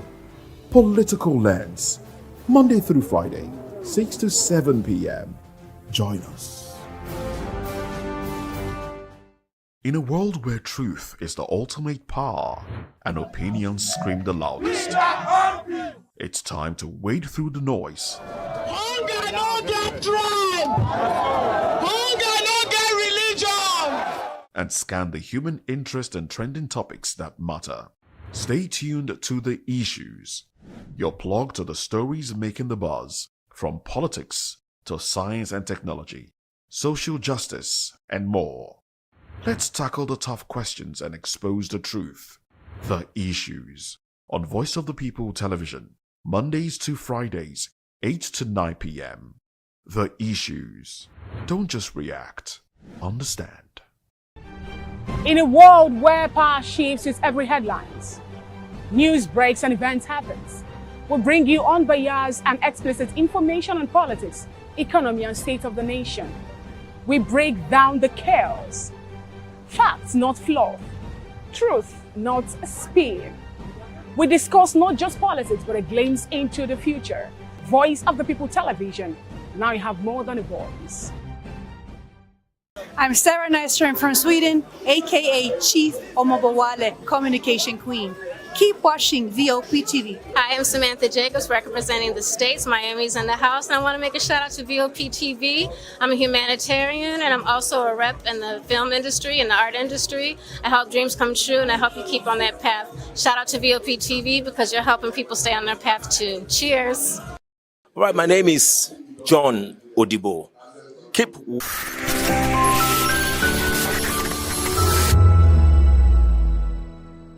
The red carpets, awards, the razzmatazz, music, fashion, interviews, and more. Spotlight on Voice of the People Television. Let's feed you with all the juicy stories in the global entertainment space, bringing you the glitz and glamour as it is hot. Stay tuned to Spotlight, 1 p.m. Monday to Friday. Spotlight on VOP TV. Entertainment like never before.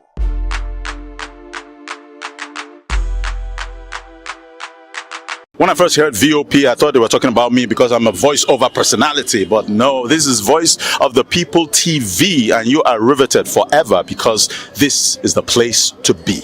Yo guys, your boy Chela. Shout out to VOP TV.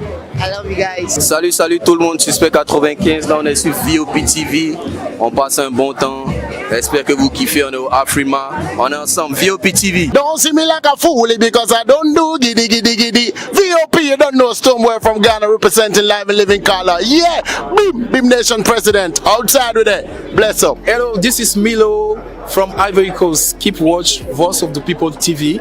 Regardez la voix du peuple, la télévision de la voix du peuple. Que Dieu vous bénisse. À très bientôt. Love you so much. Hi guys, what's up? This is Gaze Baba. I am watching VOP TV. Usually you be told to not touch the dial, but I tell you to touch the dial and increase the volume. You're like, keep it locked. It's Afro Gospel. Thank you. Hello, my name is Shego Aronzo. You're watching VOP. Don't change the dial. My Joe, fine girl. My Joe, fine babe. Only are you, but on the Fuji was. Yes, don't touch the dial. This is me, Dr. Adiwala Iba. Keep watching VOP TV.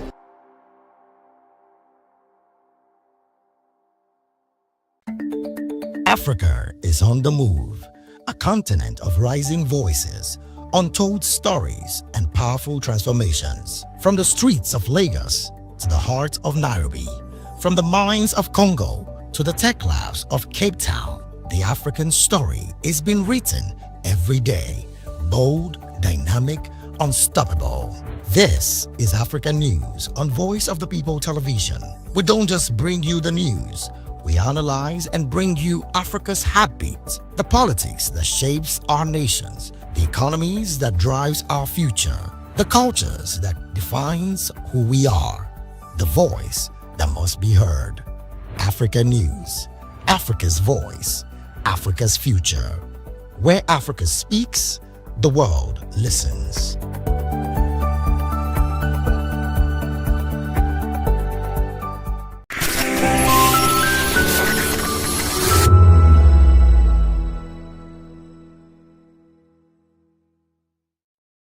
Flaw.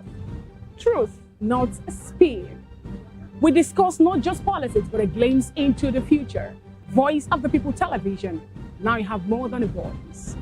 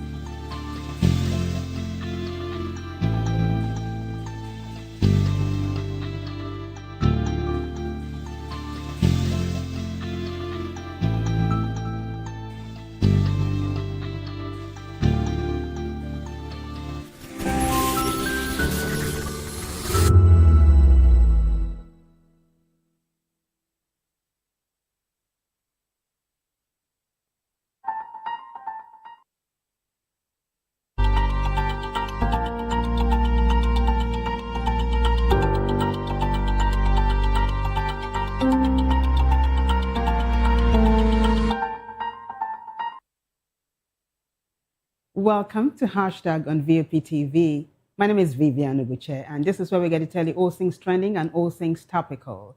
Now, if this is your first time, accept a very warm welcome from us. That said, we begin with the very first hashtag, hashtag APC Ariwa Forum, or you could say Ariwa APC Forum. It's actually breaking news.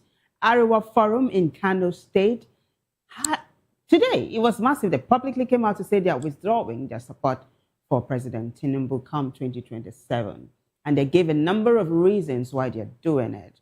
And there's been massive response to this. In fact, one of the netizens who is actually from the North came out to say publicly that the North indeed has left President Tinubu. We have a post on X. Let's take a look at the very first post now. Hashtag Ariwa APC Forum. Ariwa APC Forum in Kano State withdraws support for President Bola Ahmed Tinubu's second-term bid. Now, the forum in Kano says that it's withdrawing its support for President Bola Ahmed Tinubu's second-term bid, citing nepotism, incompetence, and corruption as reasons for the decision. So there are lots of people jumping on this train and so many posts, you know, really lending credence to this one. Let's take a look at the next one now. It's still the same. Ariwa APC Forum. This is ADC Vanguard, and it says, breaking. The Ariwa APC Forum in Kano State has withdrawn its support for President Bola Ahmed Tinubu's second-term bid, citing nepotism, incompetence, and corruption as reasons for its decision. Now, there is a screenshot of that letter. That is it. Ariwa APC Forum. Announcement of withdrawal of support for President Bola Ahmed Tinubu's second-term bid. It's dated the 17th of April, 2026. To the general public, party stakeholders, and all concerned citizens, the Ariwa APC Forum Kano State Chapter hereby formally announces the withdrawal of its support for the second-term bid of President Bola Ahmed Tinubu. This decision follows extensive consultations and careful reflection on the direction of governance at the federal level. The forum has resolved that it can no longer, in good conscience, continue to lend support to an administration widely criticized for nepotism, incompetence, and corruption. We believe that leadership must inspire confidence, uphold fairness, and demonstrate a sincere commitment to national unity, institutional integrity, and responsible governance. Where these values are persistently undermined, silence becomes complicity. Accordingly, the Ariwa APC Forum in Kano State wishes to make it clear that its confidence in the current political direction has been withdrawn, and its members are advised to act in line with this position in all future engagements. This statement is issued in the public interest and in defense of democratic accountability, good governance, and the collective aspirations of the Nigerian people. And it is signed Dr. Salah Akilu Kibiya. That is it. And Dr. Salah Kibiya is the chairman, Ariwa APC Forum, Kano State. Remember that Kano State is actually the home state of former Kano State Governor Rabiu Musa Kwankwaso, who just defected from the NNPP to the ADC alongside his Kwankwasia movement. Of course, that's another talking point. But let's also take a look at the next post regarding this hashtag, hashtag APC, Ariwa APC Forum. The next post now. A Fave Online doc says, the Ariwa APC Forum in Kano State has withdrawn its support for President Bola Ahmed Tinubu's second-term bid, citing nepotism, incompetence, and corruption as reasons for its decision. There is more. Princess says, while they're busy writing long press releases on fancy letterheads, President Tinubu is busy doing the hard labor of fixing a country that was on life support. This sounds like we didn't get the appointments we wanted, masquerading as a national interest. That last statement, by the way, is in quote, and that is coming from Princess. Dear Lord says, nobody in their right senses would endorse this administration for a second term. EE says, all of them are looking for what they will benefit from this government. They do not have a strong why for supporting this government. So it's a huge debate online right now, I can tell you that. And of course, Sandra Babe says 2027 will be decided by Nigerians, not statements from political forums.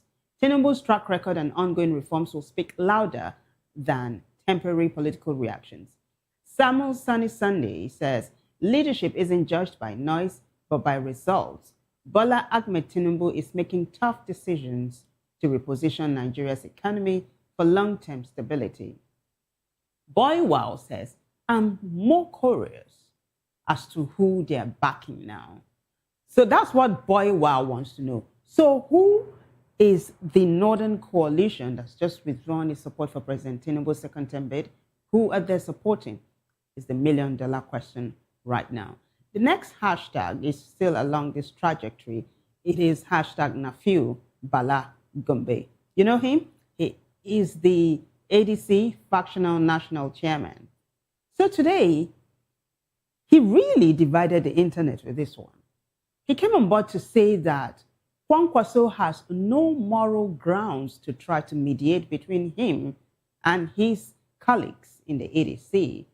Why is Nafiu Bala saying this? Because he said in 2023, Arewa asked Kwankwaso, talking about the former governor of Kano State, who also was the NNPP flag bearer in the 2023 presidential election. Nafiu Bala is saying that Kwankwaso was asked by Arewa to step down for former Vice President Atiku Abubakar, who was then contesting for the presidency on the platform of the PDP, but that Kwankwaso refused. So why is Nafiu Bala telling the public this? He said Kwankwaso gave him a phone call and asked him to please work together for the benefit of the North. There's a post, and of course there's a video. Let's take a look at the post. Nafiu Bala Gombe rejects Rabiu Kwankwaso's proposal for Northern political solution and accuses him of splitting votes in 2023 election. Now, the factional ADC leader rejected a proposal from Rabiu Kwankwaso for a Northern political solution during a phone call. Gombe accused Kwankwaso of refusing to step down for Atiku Abubakar in the 2023 presidential election and instead running under the NNPP to split Northern votes, aiding Bola Tinubu's victory. So why is Gombe saying this now, shortly after former Vice President Atiku Abubakar declared his ambition to run in 2027? Is he trying to take sides? Is the million-dollar question. But there's a video, though. You see Nafiu Gombe speaking in, Nafiu Bala Gombe speaking in Hausa. So we'll just listen to him for a few seconds so you understand exactly how this one is panning out before we take a look at the responses. Kira ni yana gaya mini cewa wannan shine mafitar arewa shine mafita nace musu a'a durar da za a yi magana arewa in dai da ku za a yi magana arewa to that Kwankwaso called him and said let them work together for the good of Arewa, and he said Nehi. Okay, that's me adding that. Nehi, by the way, is no when it comes to the Hindi. Now, there are responses to this one, with so many netizens jumping in to interpret what he just said. Let's take a look at the next post now. It is hashtag Nafiu Bala Gombe. Naira Land Forum says, you betrayed Atiku, hurt the North. Nafiu Bala Gombe hates Kwankwaso. Of course, Naira Land is lending credence to that story. Premier Radio, of course, takes the credit. Premier Radio 102.7 FM did that interview with Nafiu Bala, the interview, I beg your pardon, with Nafiu Bala Gombe. Emeka Ike Ome says, Kwankwaso called me, telling me this is the solution for the North, a way out. I said no. Any discussion concerning the North with people like you is rubbish because you are the same people who destroyed the country. Even in the last conducted election, we begged Kwankwaso to step down for a Northerner, Atiku Abubakar, but he refused and went ahead with his candidature under a small party just to split our votes and pave the way for Tinubu. And that statement, of course, is credited to Nafiu Bala Gombe, the factional ADC leader. Of course, he spoke in the Hausa dialect. You just listened to it. There are more responses to this one. Let's take a look at the next one now. Hashtag Nafiu Bala Gombe. GWC or GWG says, quote, they are all after their personal interests. All of them, but pretend that they are after the interest of Arewa the North. Nafiu Gombe. There are more. Well, I understand that's more. Basically, netizens are scratching their head and they're trying to understand, okay, so what does this mean exactly for the North? Is the North with President Tinubu or is the North not with President Tinubu? Is Kwankwaso going to be Peter Obi's running mate or is he not going to be Peter Obi's running mate? If he's going to be Peter Obi's running mate, like some obedience are permutating at the moment, there's another hashtag to that effect, then why would Kwankwaso give Nafiu Balagombe, according to Nafiu Balagombe, a call to say, let's work for a northern political solution? These are all questions we are going to be trying to unravel as the days draw closer for the presidential election in 2027. We'll take a short break. When we come back, the show continues. Stay with us.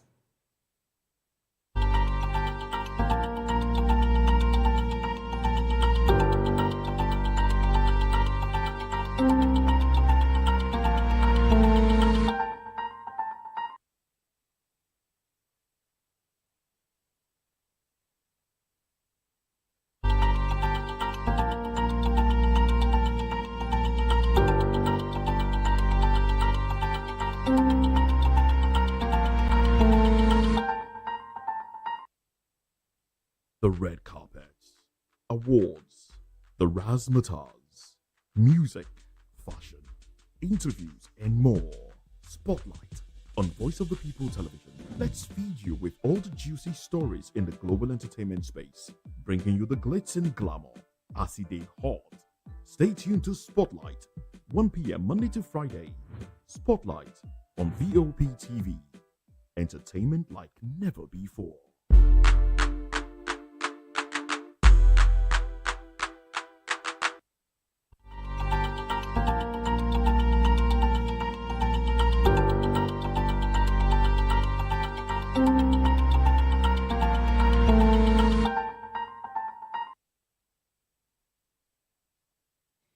Welcome back, everyone. It is hashtag on VOP TV. My name is Vivian Uguche, and this is where we get to tell you all things trending and all things topical, especially on X.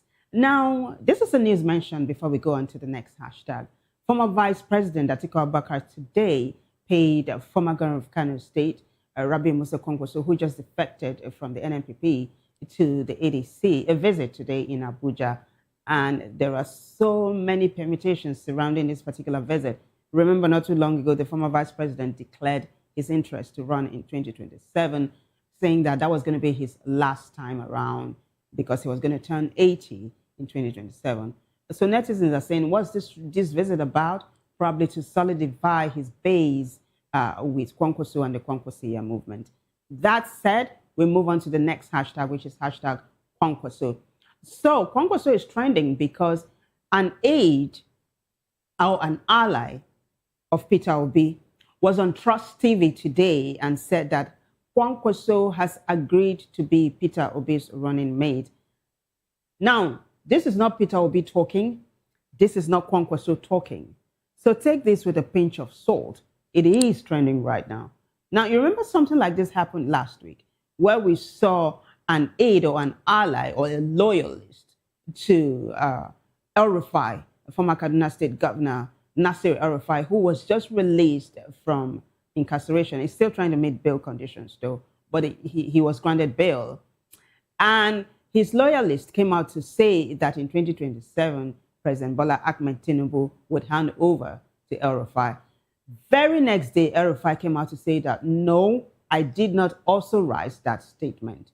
Could that be what exactly is happening? I mean, not too long ago, we saw how allies after allies will come and say former President Goodluck Jonathan is going to throw his heart into the ring and run for the 2027 elections. But former President Goodluck Jonathan never said it himself. So is that, I just wanted to give you a background, you know, stuff like this happen over and over again. So that's a background to this hashtag you're about to take a look at. There is a post on X now. Let's take a look at it. Hashtag Kwankwaso. Associate claims Kwankwaso agreed to be Obi's running mate for 2027. Ibrahim Abdul Karim, a political associate of Peter Obi, stated on Trust TV that Kwankwaso has met with Obi multiple times and committed to an Obi Kwankwaso ticket under the African Democratic Congress ahead of the 2027 election. He highlighted plans for a summit between Obedience and Kwankwasia supporters while urging Atiku Abubakar to step aside. Supporters are excited about the potential alliance, but skeptics note Kwankwaso's past dismissal of a VP role under Obi in an old video, which we brought to you yesterday. And neither leader has confirmed the claim publicly. So that's where this particular one is sitting at the moment. But there are reactions or responses to this talking point. It is trending massively online now. Let's take a look at the next post. Hashtag Kwankwaso. Trending Explained says, Justin, Kwankwaso has agreed to be Peter Obi's running mate. A Kwankwasia Obedient Summit is imminent. Peter Obi's aide, Ibrahim Abdul Karim, says. So this is all about Ibrahim Abdul Karim, an aide or an ally to former LP presidential candidate in 2023, Peter Obi, who is currently an ADC chieftain who has made no bones about his ambition to become Nigeria's president. Of course, he says his inspiration and his motivation is to fix the nation. And there are responses to this particular hashtag. Let's take a look at it. What are netizens saying? This is Chibude Ugochukwu, who says that is the only ticket that can unseat this cruel administration. Eben says, let's go. Man United Devil says, if they had done this during the 2023 elections, we wouldn't be where we are in this country today. But Chris Okoye says, as of today, April 17, 2026, there is no official confirmation that Rabiu Kwankwaso has agreed to Peter Obi's running mate. And that is actually the state of the affair at the moment. There's been no official confirmation from either Peter Obi or Kwankwaso that they are going to be sharing a ticket come 2027. But hey, we're going to keep our fingers crossed, yeah? Keep our fingers on that story. And of course, as events unfold, we'll keep you posted. That, of course, is our culture, our tradition here on hashtag. Next hashtag is hashtag Tinubu. President Tinubu is talking tough, really tough. Some people are saying this is fire for fire. You know, he gets really animated when he's talking politics, yeah? So this is what he came on board to say that's got tongues wagging online. President Tinubu said that he took over from himself. What is he talking about? Well, he said the former president, the late PMB, the late President Muhammadu Buhari, is just like him. That President Buhari, who handed over to him, was his partner. So he took over from himself and that he's going to continue along that trajectory.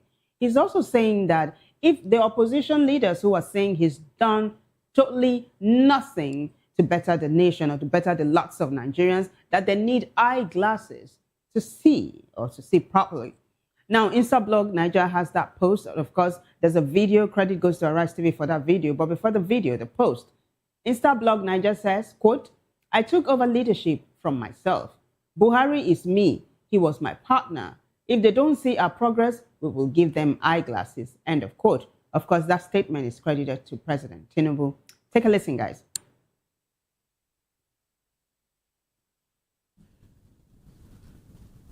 I didn't have to look back because the truth is I took over for myself.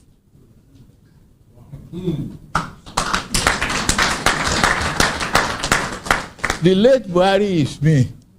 He was a partner. And if I took over from him, is that not from myself?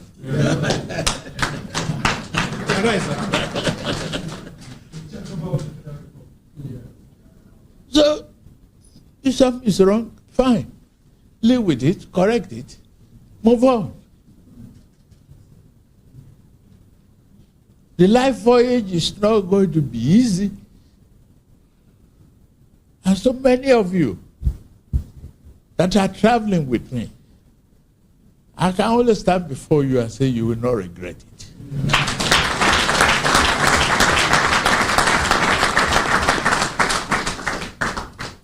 That is why we ask you to renew their hope.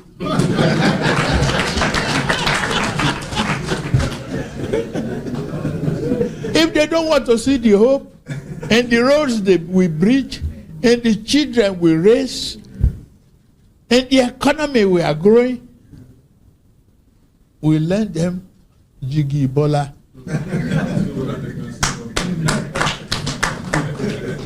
we give them eyeglasses.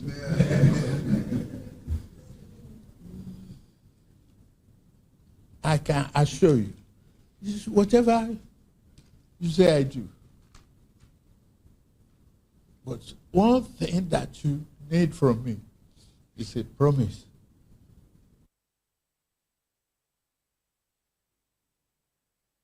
President Tinubu saying he's going to deliver on promises. But some netizens are asking, sir, you said that if you do not give Nigerians electricity in 2027, they shouldn't vote you back. What's up with that? Others are also asking that, who are those clapping at every, opportunity or whenever he takes a pause and all? But the responses are varied, yeah? And President Tinubu also went on to say that he's not scared of anything the opposition is going to throw at him. He even said that he will not be distracted by distractions. Let's take a look at the responses now. It is hashtag Tinubu. This one too has got lots of people talking online, I can tell you that.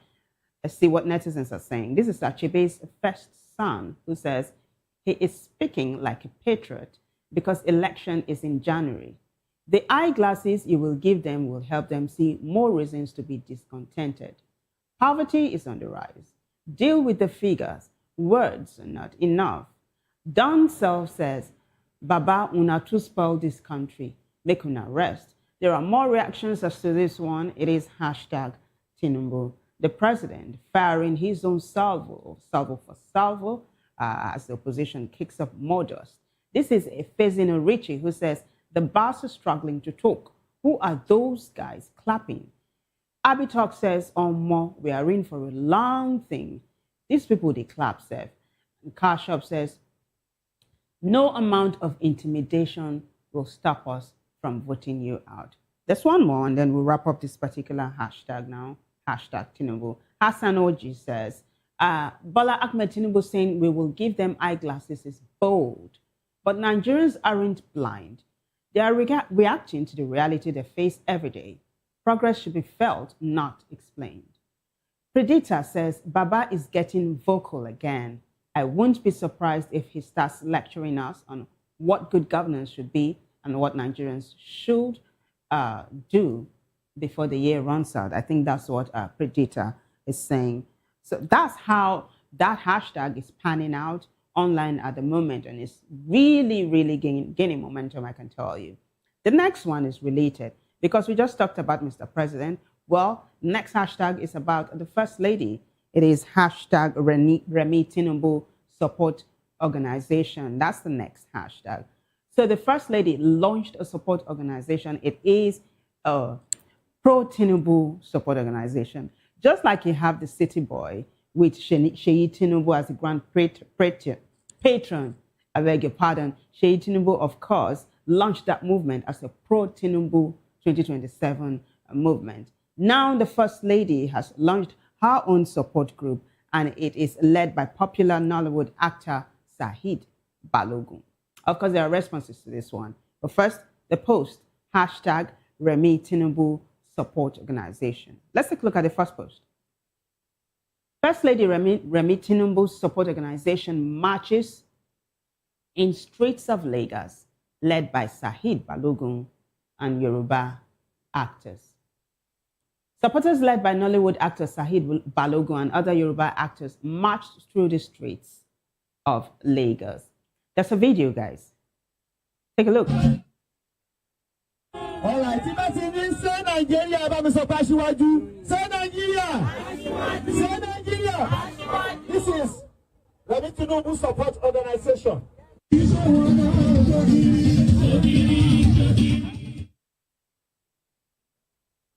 So there you go. That is the inauguration of the Remi Tinubu Support Organization. So this is how it stands at the moment. We have the Renewed Hope movement, we have the City Boy movement, and then we have the Remi Tinubu Support Organization. All of these groups pro-Tinubu group to ensure that he comes back in 2027. Of course, Obasogu is reacting as well as other netizens online. Let's take a look at their reaction. This is Obasogu David, who says, Tinubu's wife and First Lady Remi has floated her own support group called Remi Tinubu Support Organization. Today, they marched the streets of Lagos, led by Sahid Balogun and other Yoruba actors. These support groups are the reason our 3-year budget was underfunded.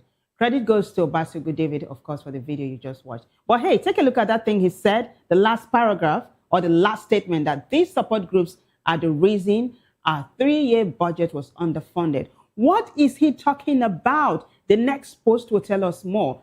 Senator Tambuwal, Tambuwal, a former governor of Sokoto State and, of course, a sitting senator during the Occupy INEC protest, spearheaded by the ADC, not too long ago, precisely on the 13th of April, said, this is what he said, verbatim, 2023 to 2025.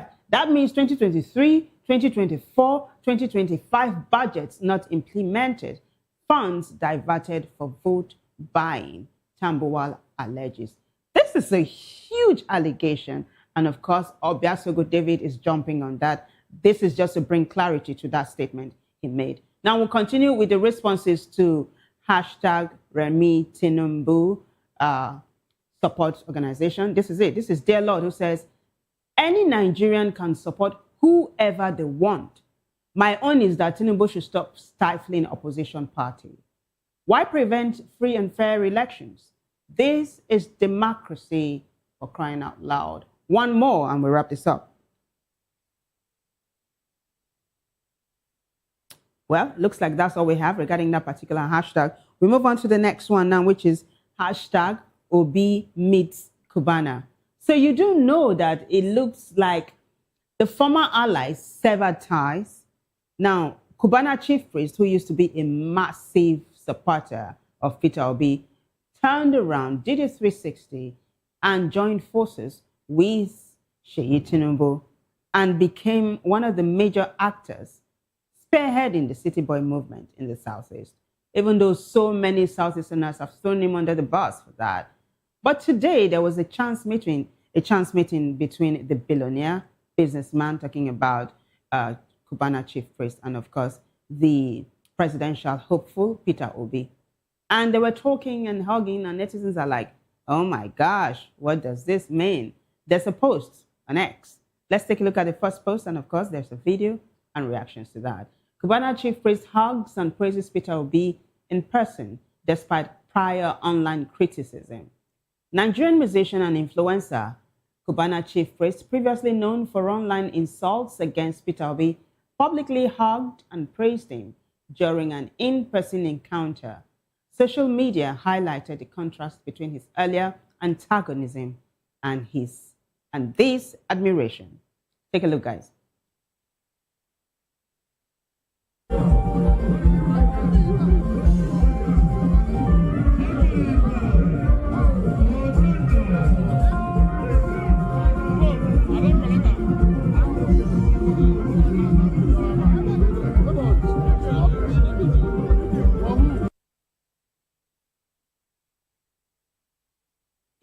I mean, take a look. It doesn't look like there was some serious hugging or something.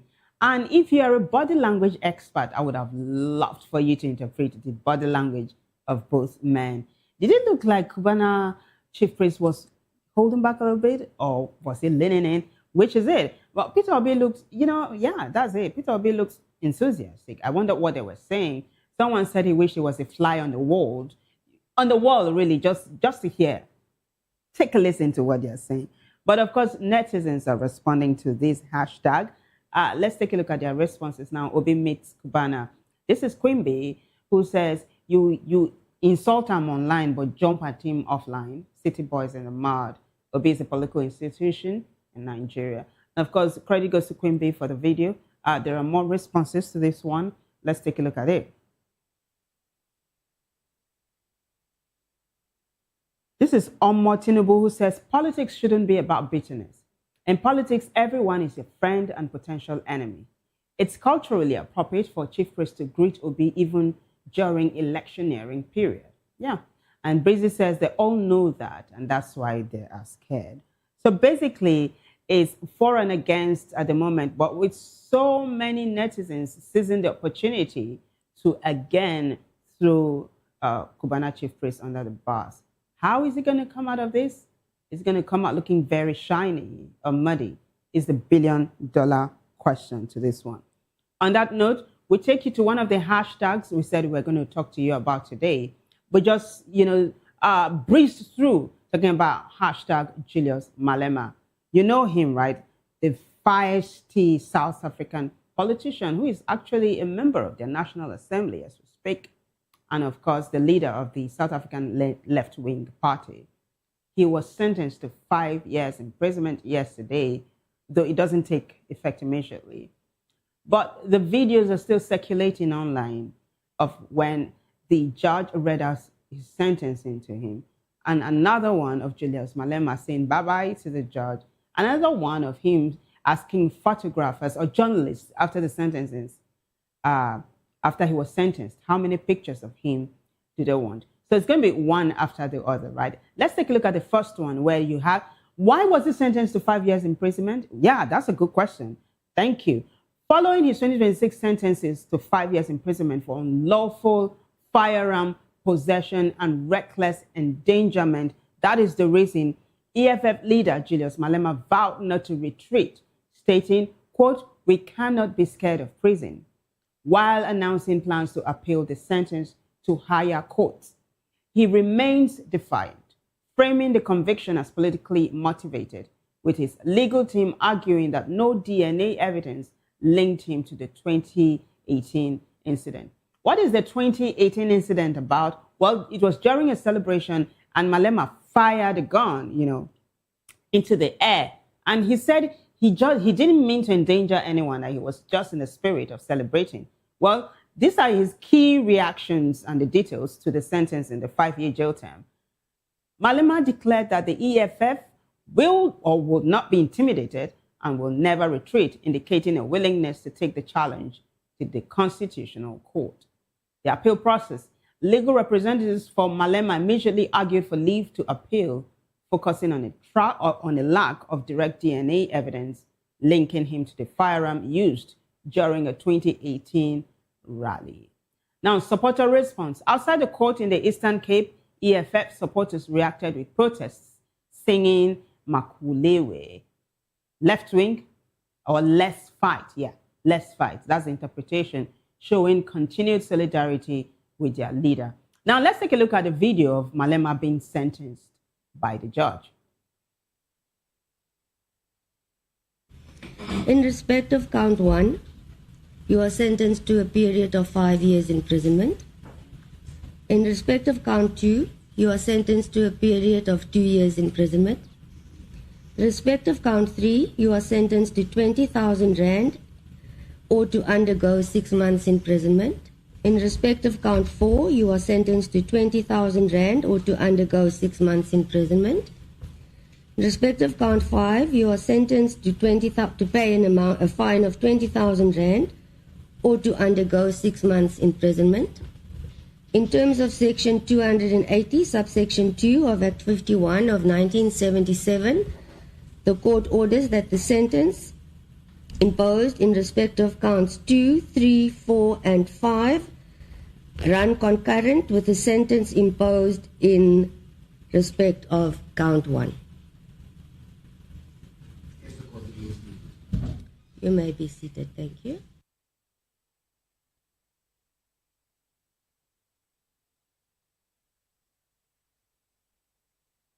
There you go. The judge sentencing Julius Malema to 5 years imprisonment. You heard her read it out, one item after the other. Now, credit goes to News Live SA for that video you just watched. The next video you're going to be watching is of Julius Malema saying, bye-bye to the judge. And he laughed. And he had everybody laughing like he wasn't even taking it serious. Just take a look at what I'm talking about here.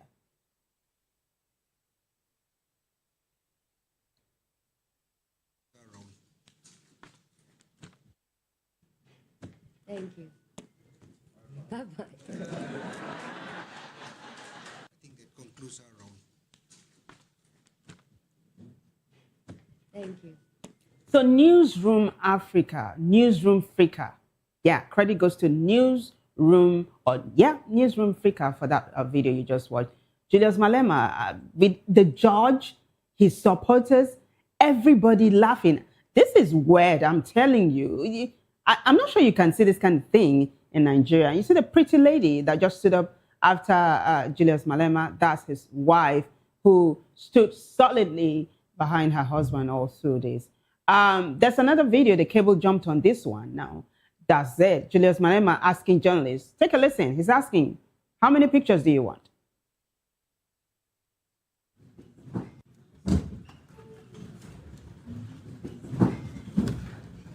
How many pictures do you want?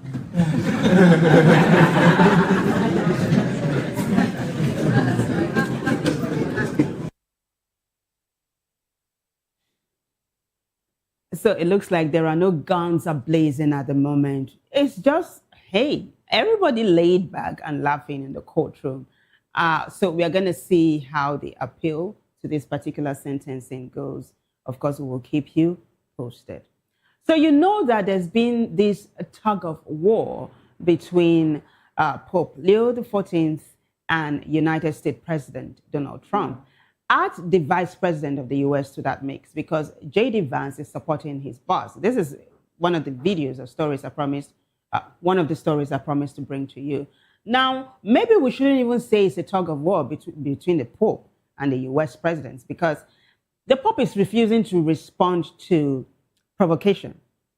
So the Pope had come out to say that warring or killing people is not the best way to deal with situation. That peace is what should lead the way. And that people who go pretending that they are born-again Christians and in the name of Christ go to war, they're really not practicing Christianity. Now, Trump did not take that line down. He called the Pope weak. And then his deputy, J.D. Vance, told the Pope to stick to theology and leave politicking alone. But let's take a look at the tweet that actually riled the US president and his vice. There's a Pope Leo XIV says, woe to those who manipulate religion and the very name of God for their own military, economic, and political gain, dragging that which is sacred into darkness and filth. Lots of responses to this particular one, with some saying it looks like the Pope is supporting Iran, and the US saying that, no, the Pope, you got this wrong. How about the people who are suffering from terrorism and all of that? So this is a massive story that's been trending for days. But why we're going to be focusing on Pope Leo today is because he is in Africa. Right now, he is in Cameroon. He went to Algeria, and after Algeria, he came to Cameroon. He's in Cameroon right now. But he's trending because this little girl wanted a hug and ran to the Pope just before he entered his car. And this is gaining traction online. Take a listen, right? Because there's a soundbite. Take a listen.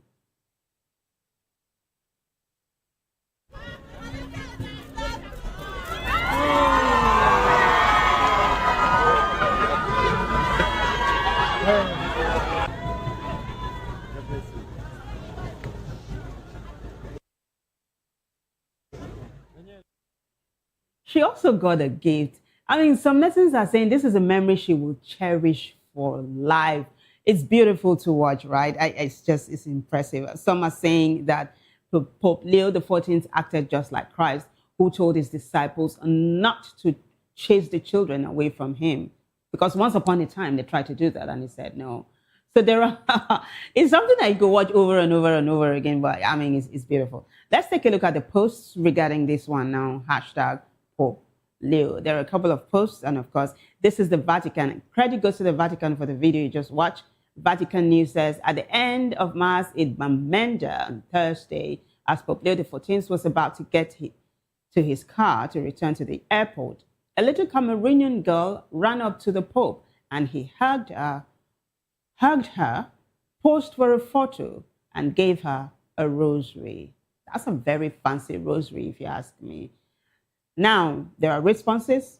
Netizens are gushing over this one. Let's take a look at them. This is Oscar Camona. Oscar Cambona says, great moment it was. Matthew 19:14. Quote, Jesus said, let the little children come to me and do not hinder them, for the kingdom of heaven belongs to such as this, end of quote. Muwezi Michael says, let the children come to me. There are more responses. Let's take a look at them, a couple more, and then we'll wrap this up. Aha. This is Amira Carroll who says, suffer the little children to come unto me. And then June Boy is just really loving the whole thing. Felix Ukonge says, lovely lifetime memories for the little girl. Let me take that again. Lovely lifetime memories for the little girl.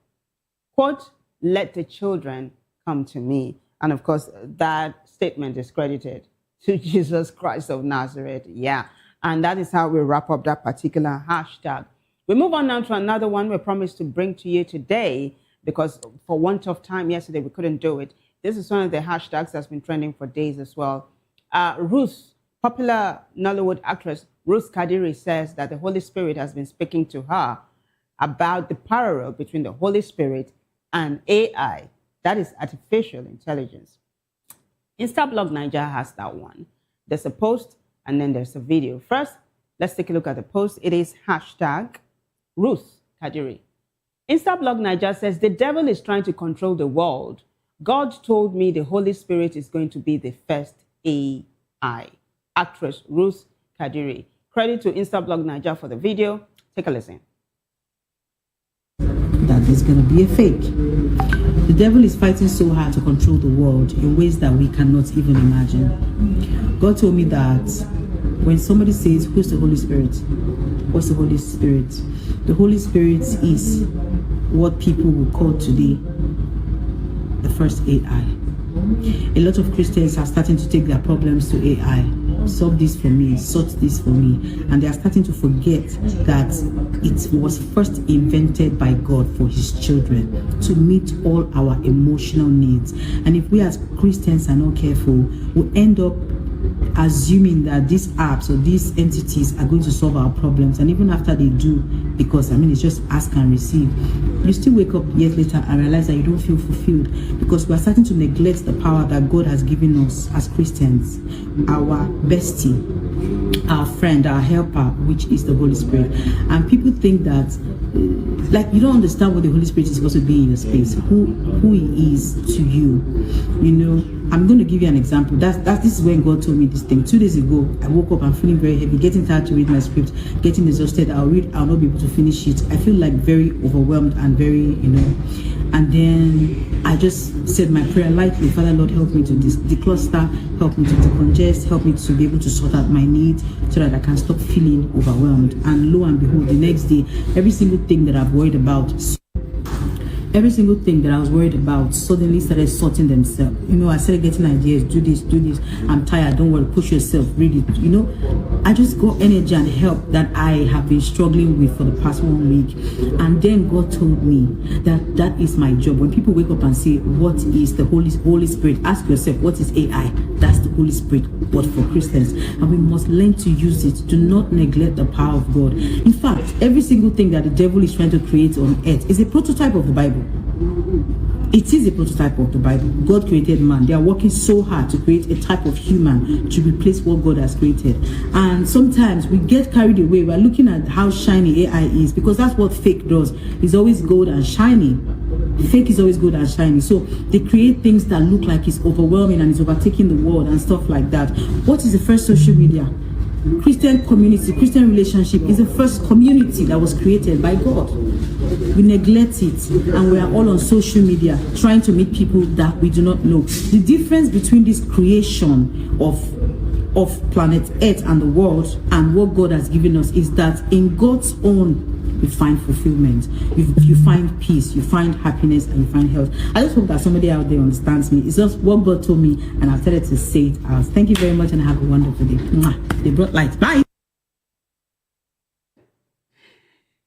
Did you catch that part where she said they brought light? Oh my gosh, this light wahala in Nigeria is definitely making headlines. But hey, let's talk about what she's saying, right? That for the Christians, instead of running to at every single wahala that you encounter, talk to the Holy Spirit.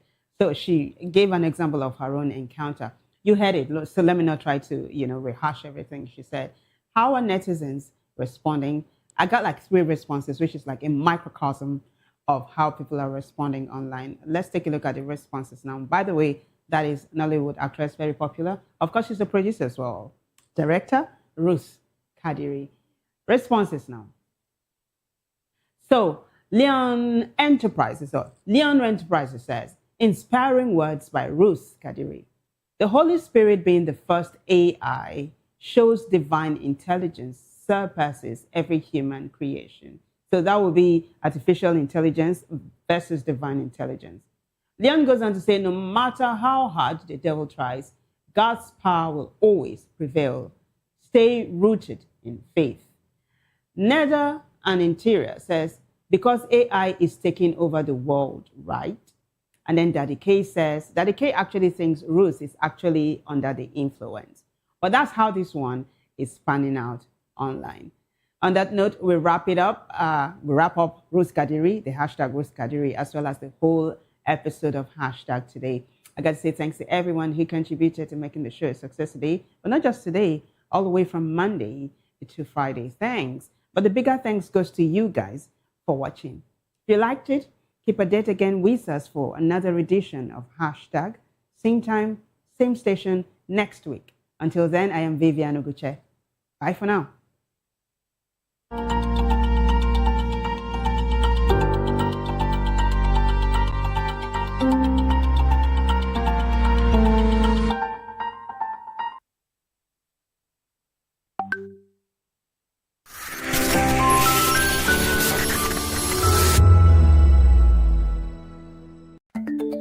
Africa is on the move, a continent of rising voices, untold stories, and powerful transformations. From the streets of Lagos to the heart of Nairobi, from the mines of Congo to the tech labs of Cape Town, the African story is being written every day. Bold, dynamic, unstoppable. This is African News on Voice of the People Television. We don't just bring you the news. We analyze and bring you Africa's heartbeat, the politics that shapes our nations, the economies that drives our future, the cultures that defines who we are, the voice that must be heard. Africa News, Africa's voice, Africa's future. Where Africa speaks, the world listens.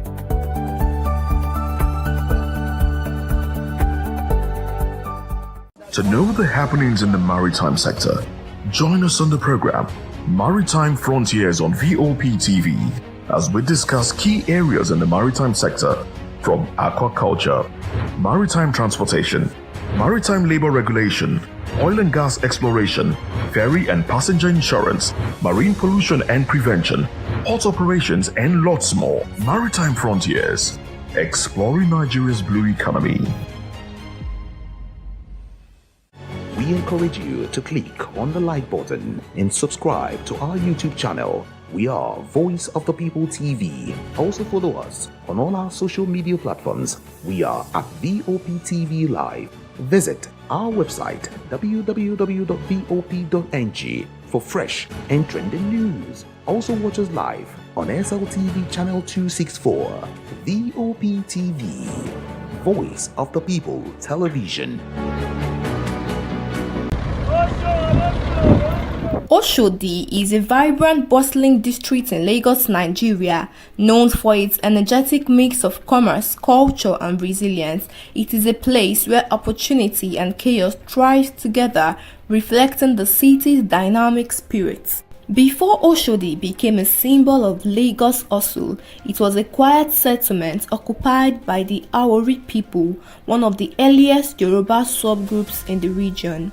The name Oshodi is believed to have been derived from Balogun Oshodi Tapa, a war captain under the famous Yoruba warrior Oba Kosoko. With Lagos' rapid development, Oshodi became a key transportation hub connecting different parts of the city. By 1970 and 1980s, it had become a bustling marketplace and a major stop for people traveling through Lagos. Today, Oshodi is a lively and busy place full of people, market stalls and activities from morning to night.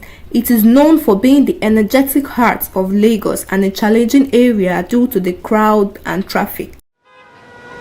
Despite the chaos, Oshodi shows the strength and determination of the people who live and work there. In recent years, Oshodi underwent one of the most ambitious urban transformations in Lagos history, the birth of Oshodi Transport Interchange. This multi-terminal megastructure was designed to tame the chaos, bringing the modern transport system to one of Africa's busiest cities. Beneath the modern facade, the original Oshodi also lives on. Traders still line the side streets, food vendors still serve steaming plates of jollof rice, and thousands still rely on this place as the start or end of their daily journey. To the outsider, Oshodi might look like the unfiltered chaos, but to those who know its streets, it is an ecosystem, a place where the rule of survival, negotiation and community are learned on the go. From sunrise to moonlight, Oshodi is a reminder of Lagos' unyielding energy, a place where the city's past, present and future collide all in 1 square mile of unstoppable motion. Oshodi isn't just a place on the map, it is a testament to the Nigerian will to thrive no matter the odds. Welcome to Oshodi, the hustle capital of Lagos.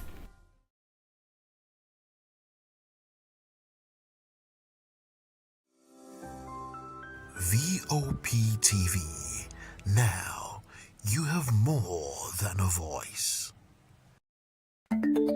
Africa is on the move, a continent of rising voices, untold stories, and powerful transformations. From the streets of Lagos to the heart of Nairobi, from the mines of Congo to the tech labs of Cape Town, the African story is being written every day. Bold, dynamic, unstoppable. This is African News on Voice of the People Television. We don't just bring you the news. We analyze and bring you Africa's heartbeat, the politics that shapes our nations, the economies that drives our future, the cultures that defines who we are, the voice that must be heard. Africa News, Africa's voice, Africa's future. Where Africa speaks, the world listens.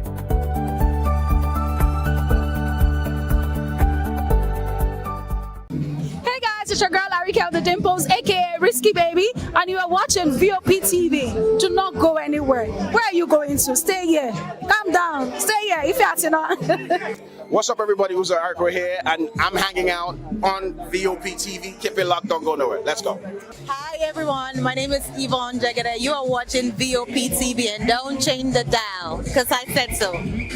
Who's happy to post them and who's happy the most? Because when shit goes south, y'all be happy to ghost. When you make a wrong move, they be happy to roast. But be careful when you win, who's not happy to toast. I am VJ Adams, and you rock with Vop TV. Don't move. Hi people, Bisola here, and you are watching Vop TV. Mwah. Shout out to Vop TV. It's so good to have you on the red carpet of AV. Love you all. Wishing you all the best.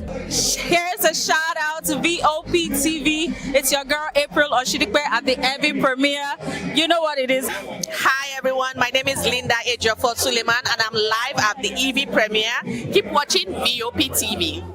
I want to say hello to my Italian friends. I want to say them that Nigeria is the best country in the world, and I'm so happy to be here. Thank you so much. Hi guys, my name is Tomo Watsebe. I'm an actor, and you guys are live on Vop TV. Keep it locked, because I said so. Ladies and gentlemen, boys and girls, this is your girl Phil Storms out here, and this is a big shout out to Vop TV. Hi guys, my name is Charles Bourne. My name is Lydia Lawrence Nzaya. Please and keep watching Voice of the People Television. Love ya. The red carpets, awards, the razzmatazz, music, fashion, interviews, and more. Spotlight on Voice of the People Television. Let's feed you with all the juicy stories in the global entertainment space. bringing you the glitz and glamour as it dey hot. Stay tuned to Spotlight, 1 p.m. Monday to Friday. Spotlight on VOP TV. Entertainment like never before.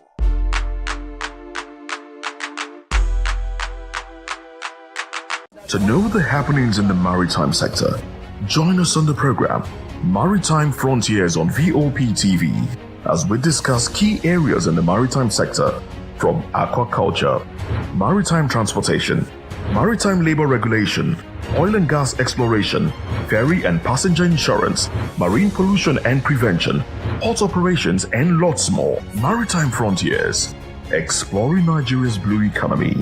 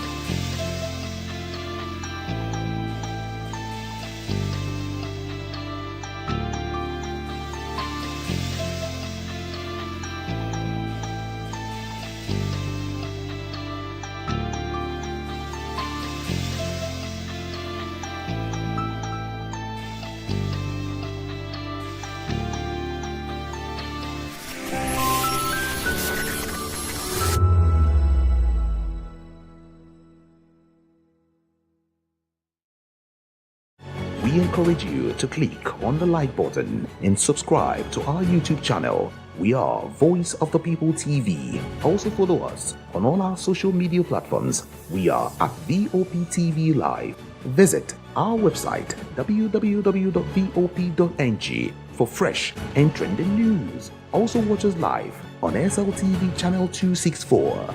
VOP TV, Voice of the People Television. When I first heard VOP, I thought they were talking about me because I'm a voiceover personality. But no, this is Voice of the People TV, and you are riveted forever because this is the place to be. Yo guys, your boy Chella. Shout out to VOP TV.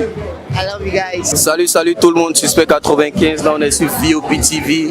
On passe un bon temps. J'espère que vous kiffez. On est au Afrima. On est ensemble. VOP TV. Don't see me like a fool because I don't do giddy giddy giddy. VOP, you don't know Stoneware from Ghana representing live and living color. Yeah, Beam Nation President. Outside with it. Bless up. Hello, this is Milo from Ivory Coast. Keep watch Voice of the People TV. Regardez la voix du peuple, la télévision de la voix du peuple. Que Dieu vous bénisse. À très bientôt. Love you so much. Hi guys, what's up? This is Gaze Baba. I am watching VOP TV. Usually you be told to not touch the dial, but I tell you to touch the dial and increase the volume. You're like, keep it locked. It's Afro Gospel.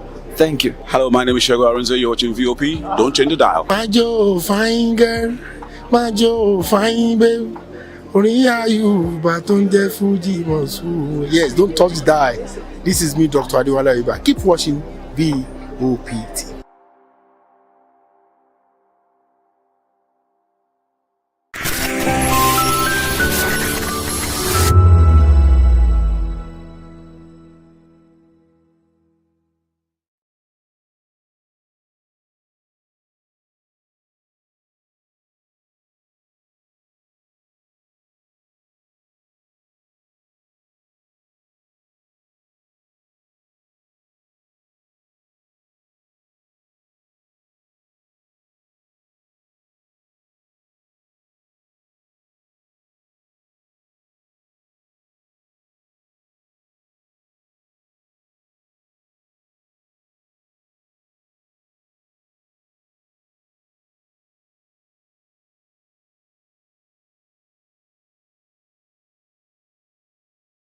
The red carpets, awards, the razzmatazz, music, fashion, interviews, and more. Spotlight on Voice of the People Television. Let's feed you with all the juicy stories in the global entertainment space, bringing you the glitz and glamour as it dey hot.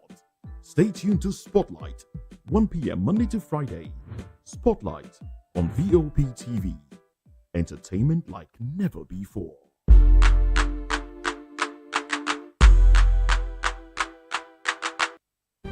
In a world where power shifts with every headlines, news breaks and events happens, we bring you unbiased and explicit information on politics, economy, and state of the nation.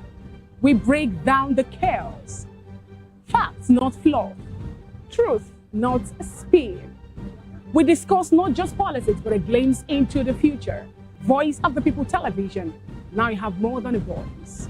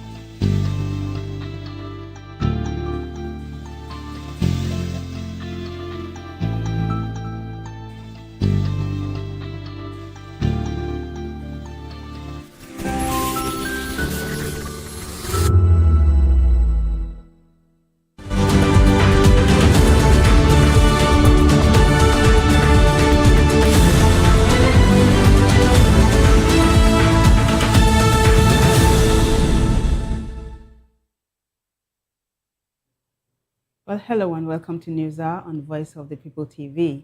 I am Vivian Uguche. And I am Nene Ndomdioto.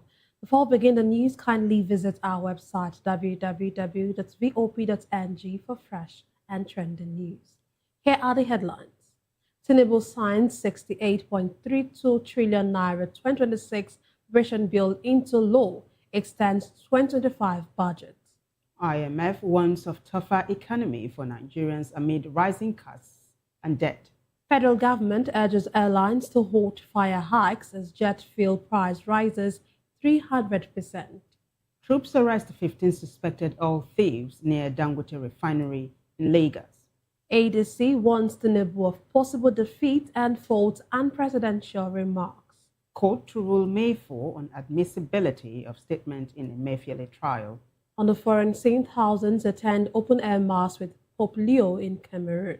Business news, FCCPC denies airtime and data loan ban. And sports, Nigeria welcomes a Philly after failed nationality switch bid. In entertainment news, Ira Star announces release date for third album.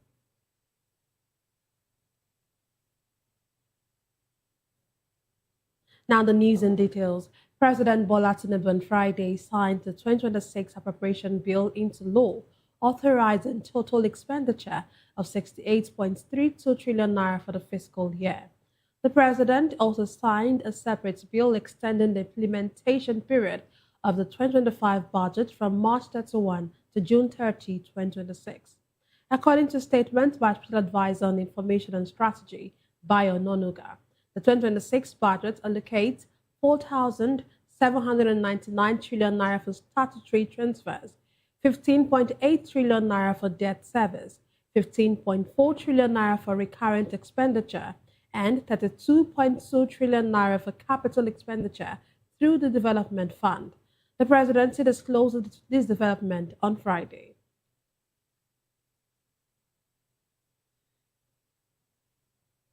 In the meantime, the International Monetary Fund, IMF, has warned that Nigerians may suffer tougher economic conditions in the near term as rising food and transportation costs continue to squeeze household incomes amid lingering global shocks.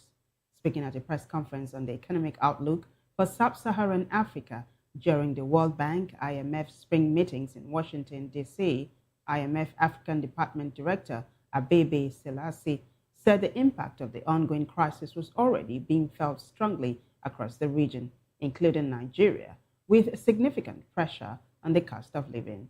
The fund also warned of a rising debt burden for the country. The federal government has appealed to airline operators to exercise restraint on any proposed increase in airfares or suspension of operations amid a sharp rise in the cost of aviation fuel.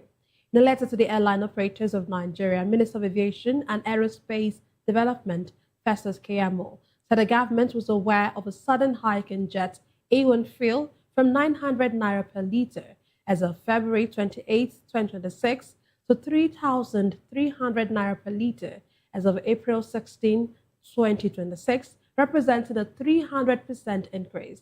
The government said that while the prevailing cost mounts pressure on private air operations, any immediate upward adjustment in ticket prices would impose significant hardship on the traveling public, potentially depress demand and limit accessibility to air transport for many Nigerians. Meanwhile, the Nigerian Midstream and Downstream Petroleum Regulatory Authority has assured Nigerians of strong aviation fuel availability across the country, disclosing that current stock levels can sustain demand for 74 days. In a statement issued Friday by Director, Public Affairs Department, George Ineta, the authority said inland reserves account for 12 days of sufficiency, while refinery stocks provide an additional 62 days, bringing total national coverage to over 2 months. The clarification comes amid concerns over alleged supply shortages and rising prices of aviation fuel, also known as Jet A1. The regulator dismissed fears of scarcity, stressing that supply remains stable and adequate to meet domestic demand. According to the NMDPRA, the current stock position reflects a robust supply framework supported by local refining and distribution systems. It added that it would continue to monitor supply levels closely to prevent any disruption. In the meantime, troops of the Nigerian Army have arrested 15 suspected oil thieves around the Beju-Lekki axis of Lagos State. The suspects were apprehended in the early hours of Friday by troops of Headquarters 9 Brigade in conjunction with 65 Battalion, full incredible intelligence. This is according to an operational report made available to the News Agency of Nigeria on Friday in Abuja. The report said the suspects were intercepted while attempting to illegally tap into a crude oil discharge point from a vessel supplying crude to the Dangote refinery.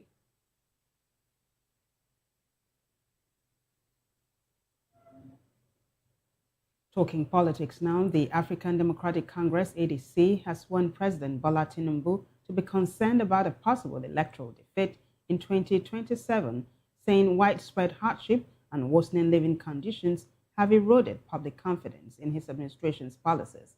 In a statement issued Friday by its National Publicity Secretary Bolaji Abdullahi, the ADC said Tinubu appears increasingly detached from the realities of hardship, insecurity, and widespread frustration confronting millions of Nigerians. The statement came after Tinubu reacted to criticism from former Vice President Atiku Abubakar, of former governors Peter Obi of Anambra and Rotimi Amechi of Rivers, and other ADC leaders during their April 14 National Convention. Tinubu had said he cannot be intimidated, accused the coalition figures of trying to privatize the ADC, and described their gathering as a street convention. The ADC described the president's comments as unpresidential, alleging that he appears more focused on politics while many Nigerians continue to grapple with worsening poverty and increasing vulnerability to insurgency and kidnapping. Meanwhile, former Minister of Transportation Rotimi Amechi said ex-Vice President Atiku Abubakar is qualified to run for president in 2027, but must consider age and capacity. Speaking during a TV program, Amechi said age is a factor that must be considered when pursuing a presidential ambition. Amechi, who is also seeking the African Democratic Congress ADC presidential ticket, added that the presidency requires someone strong enough to move around and address Nigeria's problems swiftly.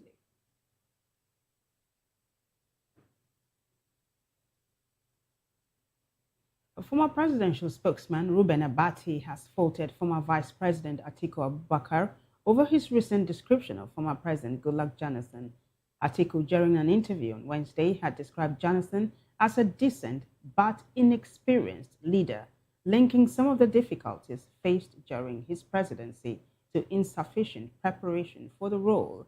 The remarks sparked criticism from several of Jonathan's supporters who viewed the statement as dismissive of the former president's record. Responding during a TV program, Abati, who was special advisor on media to Jonathan, took issue with Atiku's comments. He said Atiku's comments were condescending and very rude, adding that the former vice president was yet to attain the position that Jonathan had reached. Away from that, the Joint Admissions and Matriculation Board, JAMB, will release the results of all candidates who sat for the 2026 Unified Tertiary Matriculation Examination on Thursday, April 16 before midnight, Friday, April 17.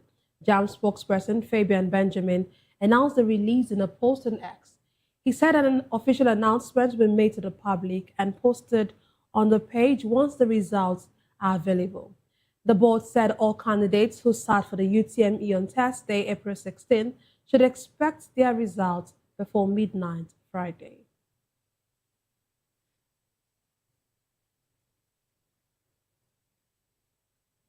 Over now to Benue, where the State Police Command says 2 UTME candidates abducted while traveling in a commercial bus have escaped from their captors. Police say efforts are ongoing to rescue the remaining victims. About 14 candidates were kidnapped while heading to Otukpo for the examination. In a statement, police spokesperson Udeme Edet said the bus belonged to Benue Links Limited and one suspect has been arrested. The police added that the driver violated company policy by embarking on an unauthorized late-night trip and picking up passengers without a formal manifest. And now to legal matters. Justice Rahman Oshodi of the Anikeja Special Offences Court on Friday adjourned till May 4, 2026 to rule on the admissibility of an extrajudicial statement made by Henry Omoile, co-defendant in the trial of former Central Bank of Nigeria Governor Godwin Emefiele. The ruling will follow a trial within trial on whether the statement was made voluntarily. Emefiele faces a 19-count charge bordering on alleged gratification, corrupt demands, and abuse of office tied to financial transactions, while Omoile is standing trial on a 3-count charge over the alleged unlawful acceptance of gifts in connection with CBN-related dealings. The prosecution alleged the transactions involved about $4.5 billion and 2.8 billion naira. Defense counsel Adeyinka Kotoye, senior advocate of Nigeria, argued that obtaining the statement breached sections 9, subsection 3 and 4 of the Administration of Criminal Justice Law and section 17, subsection 1 and 2 of the Administration of Criminal Justice Act. Counsel to Emefiele Olalekan Ojo, a senior advocate of Nigeria, cited section 29, subsection 2 of the Evidence Act, saying a statement obtained through oppression or improper means is inadmissible and that the burden rests on the prosecution once voluntariness is challenged. Director of Public Prosecutions of the Federation, Rotimi Oyedekpo, also a senior advocate of Nigeria, urged the court to admit the statement, insisting it was obtained in line with the law and pointing to its contents as evidence of voluntariness. He dismissed claims of intimidation, saying that process was transparent. Justice Oshode fixed June 26 and June 30, 2026 for continuation of the substantive trial.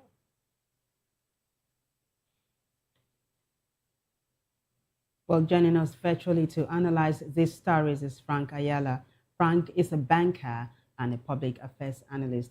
Frank, after such a long while, it's so good to have you join us in the house today. Thank you. Good evening. You're welcome. So how are you? I'm fine. All right. Let's hit the ground running, shall we? President Bola Tinubu on Friday signed the 2026 appropriation bill into law, authorizing total expenditure of 68.32 trillion naira for the fiscal year.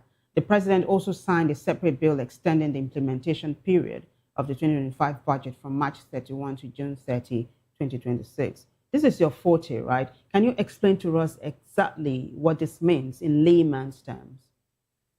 The budget is the expenditure is a template. It's like a projection of what you want to spend, how you want to make the money, and how you also going to spend the money. But in this case, the budget is on the expense side, not on how we're going to generate the money. So when I got this news, what comes to my mind was I have to go back to Obasanjo's first tenure in office. And Obasanjo's first budget is 198 billion. First budget, national budget, 198 billion.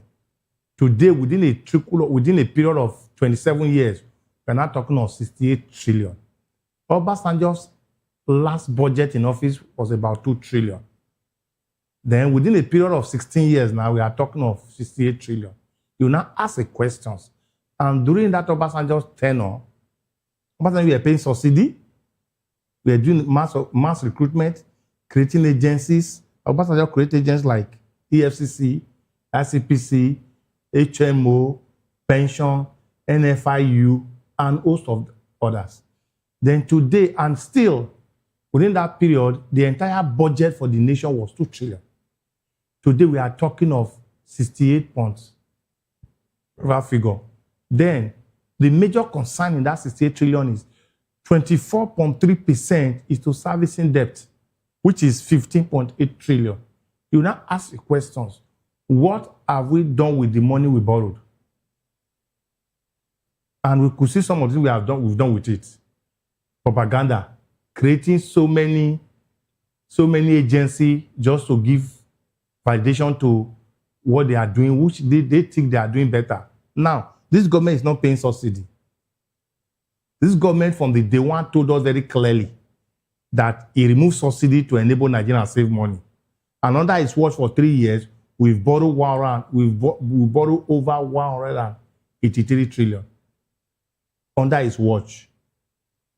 Then it becomes more worrisome when all we spend money on is to say self-preservation. Because what Tinubu is doing now is self-preservation. He have run out of idea. There's nothing Tinubu will do today that somebody have not done before. If you leave Tinubu for that office for the next 30 years, according to Daniel Bwala, Tinubu will not do anything meaningful. Back to the budget.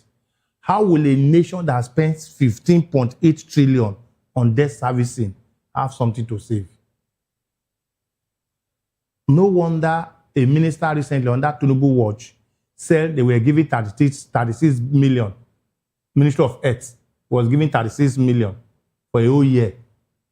A whole year budget was giving 36 million because the money is not there. So the implication of this, just as we have seen from World Bank, that Nigerians should tighten their belt because more hardship is coming upon Nigeria. And we're already seeing it from the aviation. Yeah, before we go to that, right, you said that it looks like things are going to go tougher for Nigerians. But Yes. It looks like the state governors are smiling to the banks. They have more monies now to share between themselves, talking about... We are actually sure that the state governor has more money. Because they don't publish what they give them at the end of the month. So are we sure that the state governor also have more money? Most of these state governors are so into debt. You see, when Tinubu is trying to be smart by half, sometimes I just smile because you are saying we should go and hold our governor accountable.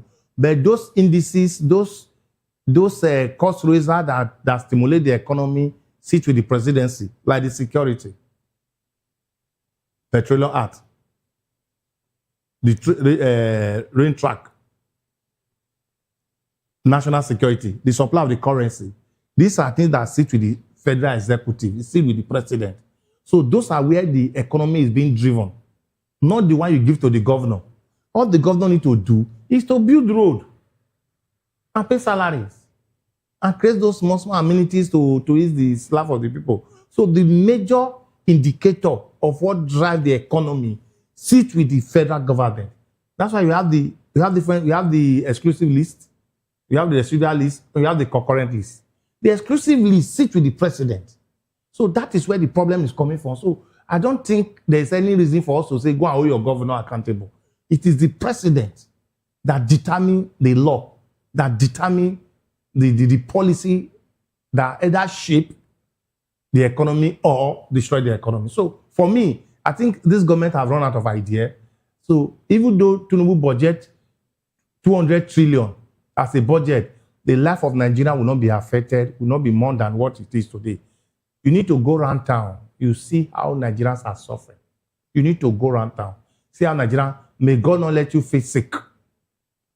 You now know that your hope is in the hand of Almighty. Okay, and before we move to the next topic, one of the things he did, aside from signing the 2026 budget or bill into law, he actually also extended the 2025 budget. You know, he once said he was not going to extend this budget again, and now we've seen him extend this budget to 2026 June. You know, what does this tell us about our economy? Budget is a law. Once the president approves a budget, it becomes a law. Any attempt not to implement it is an impeachable offense on the side of the president. So for him not to have implemented 2025 budget is a crime on the Nigerian people. That means there are some part of that budget that you have not implemented that is already affecting people in terms of capital expenditure, the current expenditure. So if you have not dispensed those funds and those things were there, how do you now get them to walk over? Because event and ratio also changes. The cost of 1 naira, the effect of 1 naira yesterday will not be the effect of 1 naira today. So it's not by expansion, it's not by extending, it's by implementing it as I went due. When you are playing a budget, there's a time frame, there's a time frame for that budget implementation. Why will a president that is serious, that told us that I used 30 years to pray to become president, is telling me that I have extended the budget of 2025? Yeah, you seem to be very surprised. But take a look at what Senator Aminu Tambuwal said. He said he stole all the money. Yeah, in fact, this is what Tambuwal said. Tambuwal said 2024, 2025 that he stole the money. He said 2023. If I'm to quote as alleged, that he stole the money. So what is it not extended? This is what the senator said, that the 2023, 2024, 2025 budgets have not been implemented, but that the monies have been diverted. Yeah, exactly. And he said for vote buying. For vote buying. So what should Nigerians do? Who can hold whoever is culpable accountable at the moment, if what Tambuwal is saying is really true? See, the Nigerian will hold them accountable at the appropriate time. Nobody reign forever. Nobody. He has a cut-off time. God give him a long life. God extended, give him a very sound health for him to see the next 4 years. The 4 years will still come to an end. Today, Malami is struggling. El-Rufai is struggling. I think they still pick one lady up yesterday for Bauchi.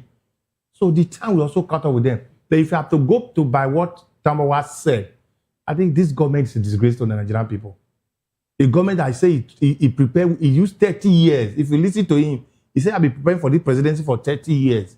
And the economy that was built from Obasanjo till even Buhari that tried to reverse us to Buhari dropped us in 1960. But Tinubu have taken us to about 1920. So if you use 30 years to prepare and this is what we are getting, Baba, we advise you just do something honorable and just come back to body law and let somebody else run the affair of the nation. Okay, I'm still talking about the economy. Let's look at what IMF is saying. IMF just about the same thing you almost said. Well, before we cut you off, he said has warned that Nigerians may face tougher economic conditions in the near term as rising food and transportation costs continue to squeeze household incomes amid lingering global shocks. When you put this IMF statement side by side with what many persons in the administration are saying, they will tell you that the economy is looking up and the economy is doing well. You know, when you put that side by side, you begin to wonder what exactly is happening. Anybody that is telling the economy is looking good is clear, is benefit of Tinubu's government. IMF on Friday last week released a report that 63% of Nigerians are living in extreme poverty. 63%. By implications, that means insecurity have the raw material waiting to be recruited. 63% of your citizens living below poverty level. What? Who is poor? Anybody that live below $2 per day. What standard? And your minimum wage is 70,000. 70,000 divided by the current dollar rate will give you less than $50. So that means every civil servant that is not stealing money is poor. That's bad. If you listen to what IMF is saying, you say, your economic blueprint might look good in paper. It's not translating to the people who honestly deserve that economic indices. How? As we speak, inflation, according to Tinubu rebasing, if you look at your CPI, say inflation is 15.38. I'm looking for a word that we justify because we are in the national television. Mm-hmm. When Buhari was a president, may he so rest in peace. It was a disaster anyway, but let's just let him go, he's gone. Inflation was around 34%. Your cost raiser, which is petroleum, was 185 naira per liter. It was a cost raiser. Today, Tinubu is telling you that inflation is 15.38 and your petrol is 1,300. Who is deceiving who here? So your economy people are going to those people that are deceiving him. They could keep telling him, oh, Nigeria is looking good, Nigeria is looking good. And when PDP, when Jonathan was in power, I remember unemployment rate was about 23%. Poverty level was about 18%. Today we are talking of 63%. That means in every 100 people, 63 is already a threat to the other 37. That's by implication. Every poor man that is poor, extremely poor, is a threat to the middle class. That is why Awolowo said in one of his books, the rich man refused to sleep because the poor man is awake. And the poor man is not sleeping because the rich man is awake. If both of you are not sleeping, what happened? Medical issue will step in. So this is where we find ourselves. So as of today, Tinubu is creating the raw material for insecurity. You can blame anybody. You can blame anybody for all we care. Today, looking at your report, today, your fuel is 1,255 naira. Your FX, 1,300 something. Look at aviation now, 300% increase. Let's talk about that a little bit. So when you look at all this, you know that this is where the poverty is going, this is where the insecurity is increasing. And then again... But before you go on, you keep saying that insecurity is increasing because of idleness. So you're lending credence to the cliche that an idle man's mind... No, not idle man. A man that is desperately looking for food will do anything to get that food. So are you hinging the level of insecurity in the nation now? On the poverty level. Uh-huh. Yes. We just read on your news that 15 children that we are going to write their exam were kidnapped. Kidnapped for what? For money. They are not kidnapped for any other. They are kidnapped to get their parents to part with fun. Yeah, that's another story I would like for you to really address, holistically. But before that, let's talk about the aviation field that you harped on or that you touched on. So airlines are threatening to hike jet fuel price by 300%. But this is what the federal government is saying. They're appealing to airline operators to exercise restraint on any proposed increase in airfares or suspension of operations amid a sharp rise in the cost of aviation fuel. Now, you remember that the war between the U.S., Israel, and Iran is in the middle of... Save me that. Those are lame excuses. Yeah, but that is what the federal government is saying. Because they don't have anything to offer us any longer. That's why I say give Tinubu 30 years. They cannot do anything more than this. So you're saying... The first two bullets Tinubu have that Nigeria gave him to prove the difference. He threw it away from the day when he took over power. Subsidy is gone was a bad statement. So you're saying we should not blame this on the crisis in the Middle East? At all. Uh-huh. You know why? Why? If we have if our refinery is working, we have 4 refinery, Moneyball refinery that is not working. We are leveraging on Dangote that is a businessman.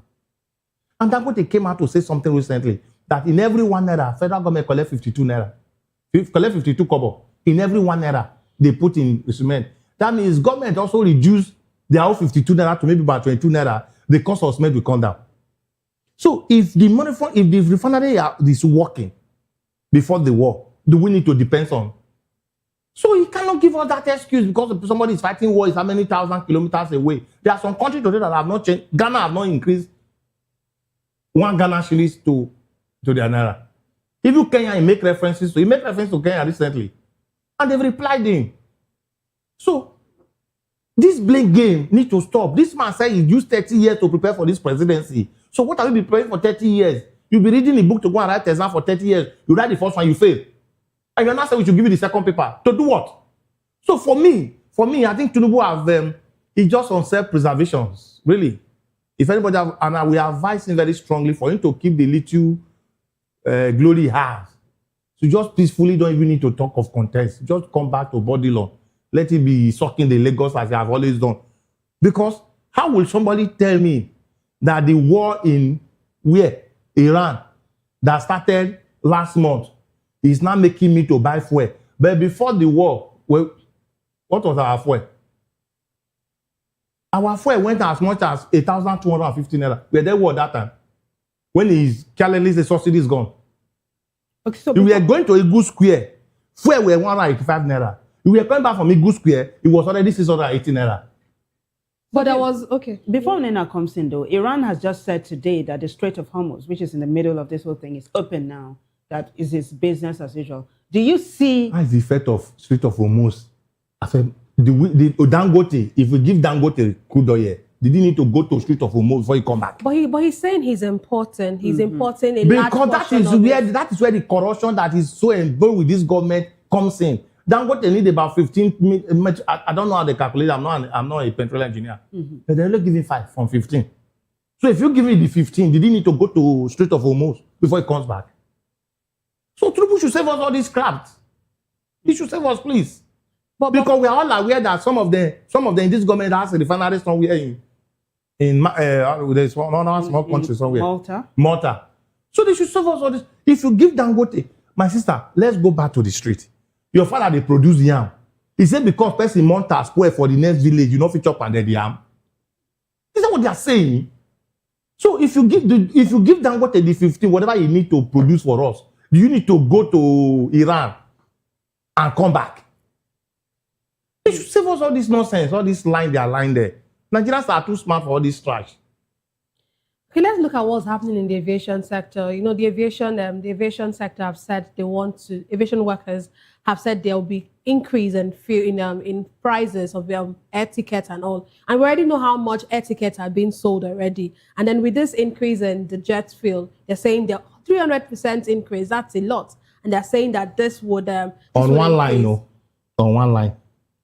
When they are talking of 300% on aviation fuel, that is, aviation fuel is just one line of the airline maintenance. So not the complete. There are other things. There are other things like government taxes that we had up, and every other government taxes now they also be increased. You're going to talk of increasing aviation staff, all those pilots and all those, their salary will also increase. Those people that service the airline. Today we are talking of FS that is about 1,300 or something, and all those aircraft are being serviced using FX. So for me, it's not about appealing to them. It's by creating the environment for them to do their business. You don't need to appeal to them. You don't need to appeal to them. If you tell us today, okay, because of aviation, we want to give Dangote whatever you recover, whatever you need to make easy production so that you supply them locally, will that not bring down the cost? Do you need to appeal? Your children are hungry, you are begging them not to cry. They will cry because there's already a trigger. So the trigger here is Tinubu need to sit down to do his job. His job is to make if you look at your concern, the number 2 things, the security and the welfare of the citizen. The security and the welfare. It didn't talk of money. The security and the welfare.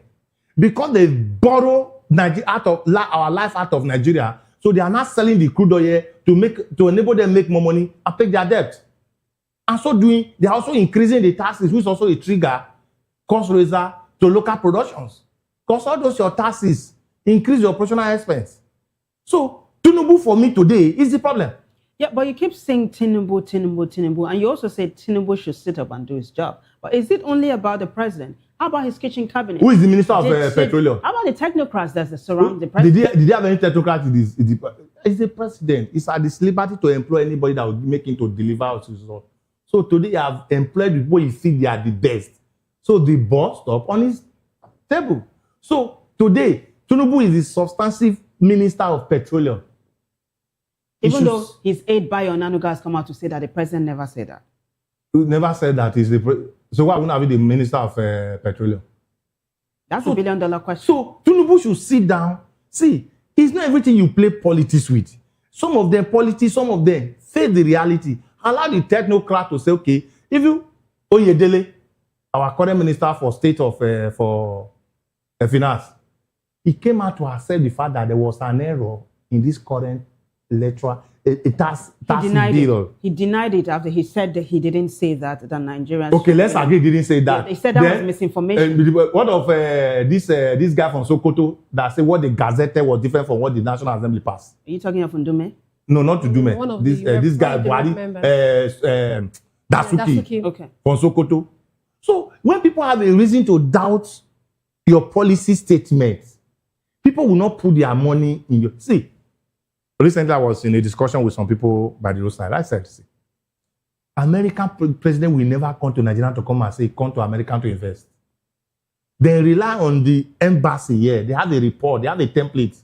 They have all the economy indices to analyze to say, okay, this is where this country is going. It is the embassy that feed their country on what to do, the kind of investment to pull in your country. So our president will have traveled 49 times, 48 times, flying our jumbo jet everywhere to say he's looking for investor. It's a thought that I don't think if you, a secondary school, can think of that.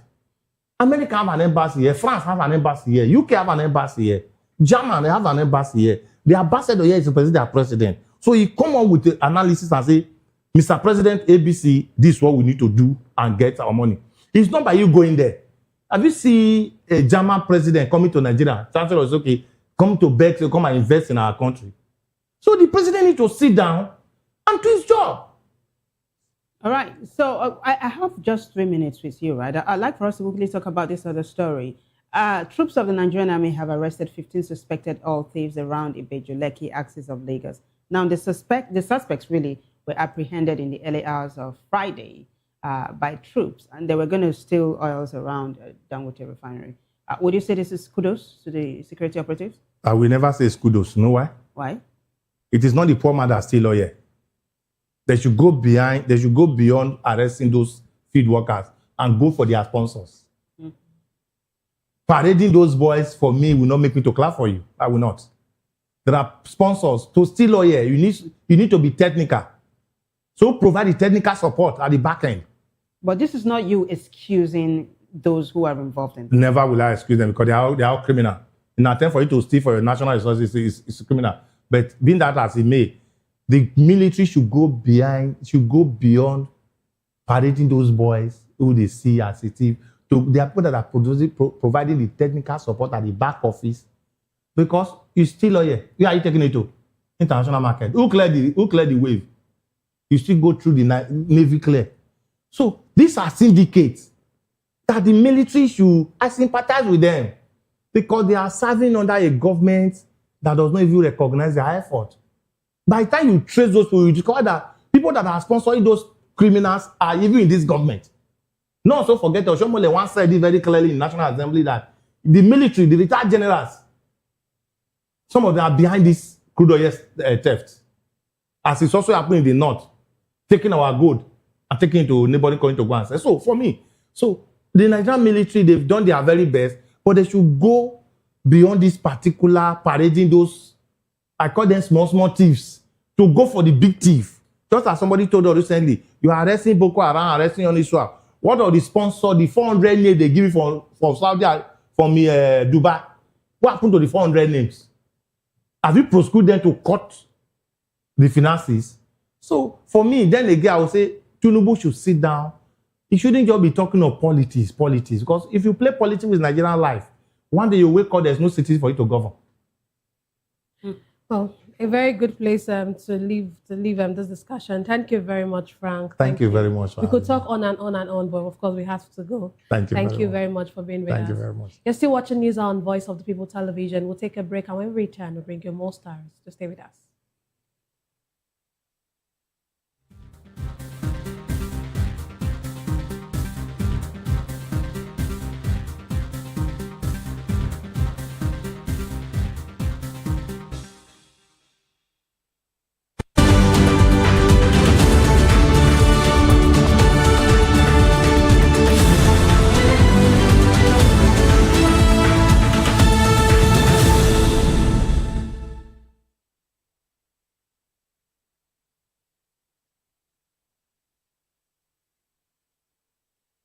Welcome back, everyone. Now, an operative of the Department of State Services on Friday told the Federal High Court in Abuja how the agency trailed and arrested a man accused of sending threat messages to elite schools in the Federal Capital Territory. Michael Jegu, testifying as the first prosecution witness in the trial of John Jude Agbo, said the agency received petitions from the 3 schools in 2024 over text messages threatening to kill students and teachers and destroy property. He said an Android phone allegedly used to send the messages was recovered from the defendant. Agbo was arraigned on March 17 on a 2-count charge. He's been prosecuted under the Terrorism Prevention and Prohibition Act 2022 and the Cybercrimes Prohibition Prevention Amendment Act 2024. According to a case summary filed by the DSS, the defendant allegedly used multiple GSM numbers to send threatening SMS to schools in Abuja. Although the defendant admitted being familiar with the phone, he denied ownership. Under cross-examination, Jago said the petitions from the schools did not mention the defendant's name and that the phone numbers were supplied by the complainants along with the messages. Following the testimony, the prosecution sought an adjournment to enable it to present additional witnesses and exhibits. The request was not opposed by the defense. Justice Joyce Abdul Malik adjourned the matter until May 12 for the continuation of trial. The federal government, through the Ministry of Housing and Urban Development, has handed over 200 units of semi-detached houses under the National Housing Program estates to the Kwara State government. The handover ceremony was performed Friday at the estate located in the Bondoroko, Asa local government area by Minister Ahmed Dangiwa, who was represented by Director of Public Buildings Musa Abdullahi. Dangiwa said the Kwara State government has settled all financial obligations on the unit. The minister described the handover as a major milestone in the government's drive to expand access to affordable housing and deepen collaboration with state governments. Said the gesture underscores a resolve to bridge the housing deficit through the National Housing Program while fostering strong partnerships to deliver affordable homes to Nigerians. Dangiwa further noted that the provision of affordable housing remains a key priority of the federal government, aimed at addressing housing shortages, generating employment, and stimulating economic growth.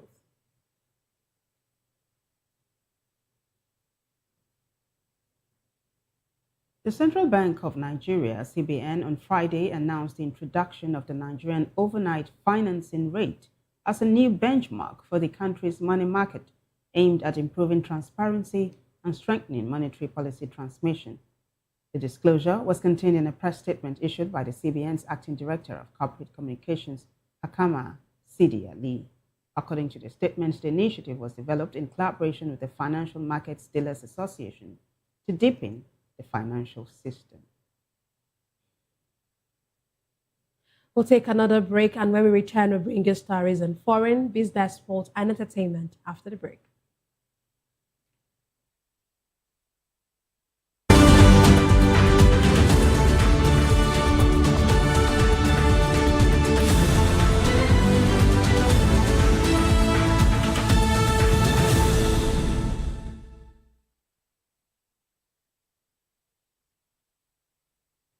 Glad to have you back. On the foreign scene, more than 120,000 people have joined Pope Leo XIV in Cameroon for an open-air mass, the largest crowd so far on his 11-day Africa tour. Arriving in the economic capital, Douala, on Friday, the Pope renewed his call for peace, following a visit to the country's Anglophone region, where a decade-long separatist conflict continues. Some worshippers camped overnight to secure a spot for the pontiff's address, with a few waiting more than 24 hours. By Friday, tens of thousands of people of all ages, including clergy members, gathered despite the heat. The Pope's message focused on spiritual renewal, urging young people to develop their talents and support their communities.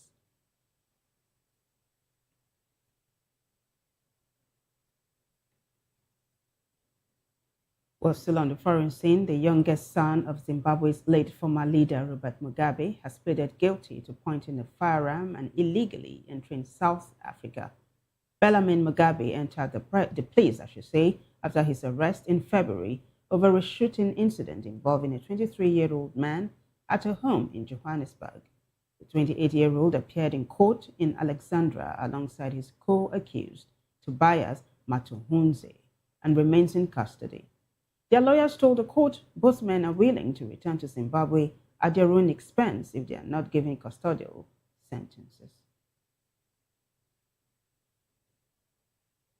Oil prices have fallen after Iran said the Strait of Hormuz would remain open to commercial shipping during the ceasefire in the U.S.-Israel conflict. Brent crude dropped to $88 a barrel, down from above $98 early on Friday.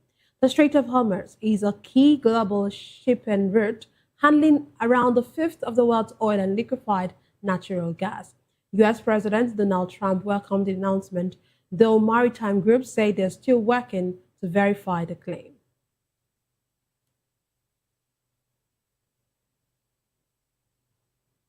Well, business news now. The Federal Competition and Consumer Protection Commission has dismissed reports that it banned airtime borrowing and data advance services in Nigeria, calling the claims false and misleading.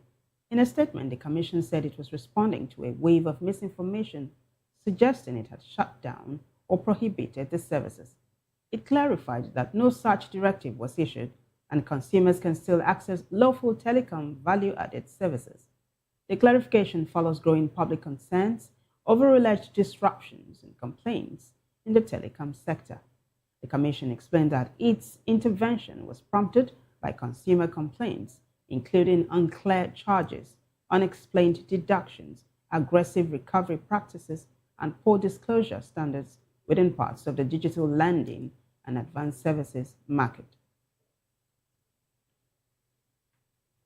Still in business, the Nigerian equities market closed high on April 17, 2026, with the all-share index rising 2.49% to a record 217,167.57.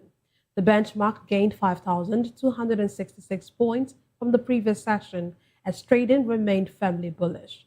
Market capitalization increased to 139.8 trillion naira from 136.4 trillion, with over 1 million shares traded in more than 56,000 deals. The market has now returned 39.6% year to date, reflecting sustained investor confidence.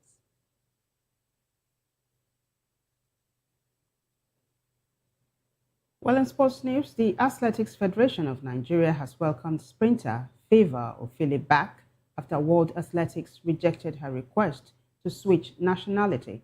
In a statement, the AFN confirmed the 23-year-old remains eligible to compete for Nigeria, ending months of uncertainty.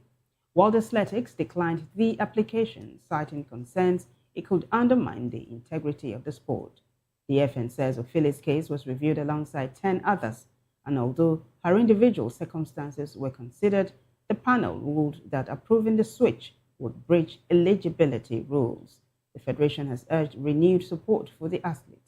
EFN President Tinubu Kokowa says the focus should now be on creating an environment for her to thrive.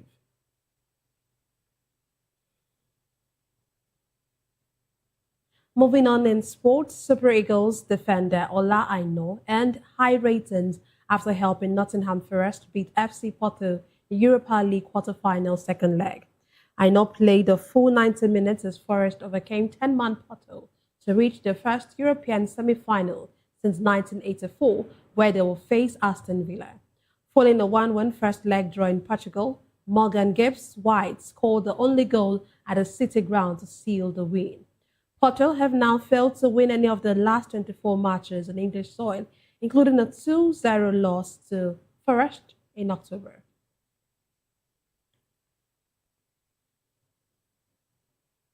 In entertainment news, Grammy-nominated Nigerian singer Ira Star has announced that her third album, Stargirl, will be released in July. 23-year-old made the announcement during an appearance on the Jennifer Hudson Show. She described the album as a major milestone in her career, shaped by growth and a strong commitment to her sound. Star rose to fame in 2021 with her hit single, Bloody Samaritan. She was discovered by Don Jazzy and is signed to Maven Records, earning global recognition with multiple awards and nominations. A Kanye West concert in Poland has been cancelled. The venue announced on Friday following government pressure and condemnation over a string of anti-Semitic, racist and pro-Nazi comments by the U.S. rapper. West, also known as Ye, was scheduled to appear at the Celestian Stadium in Warsaw on June 19, his first performance in Poland for 15 years. The venue said the event would not take place due to formal and legal reasons. Marta Szynkowska, Poland's Culture and Heritage Minister, had described the decision to book West as unacceptable. The cancellation comes days after West postponed a gig in France and a week after the UK banned him from entering the country to headline Wireless Festival.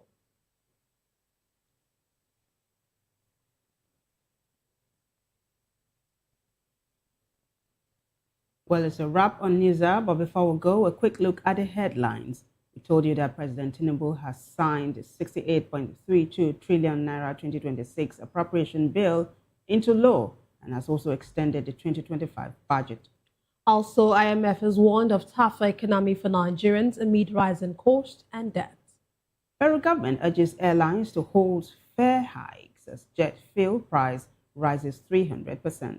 Troops arrest 15 suspected oil thieves near Dangote refinery in Lagos. ADC warns Tinubu of possible defeat and falls on presidential remarks. Courts to rule May for an admissibility of statement in Emefiele's trial. Well, on the foreign scene, told you that thousands attended an open-air mass with Pope Leo in Cameroon. In business, FCCPC denies airtime and data loan ban. In sports news, Nigeria welcomes Ofili after failed nationality switch bid. And in the world of entertainment, Ira Star announces release date for third album.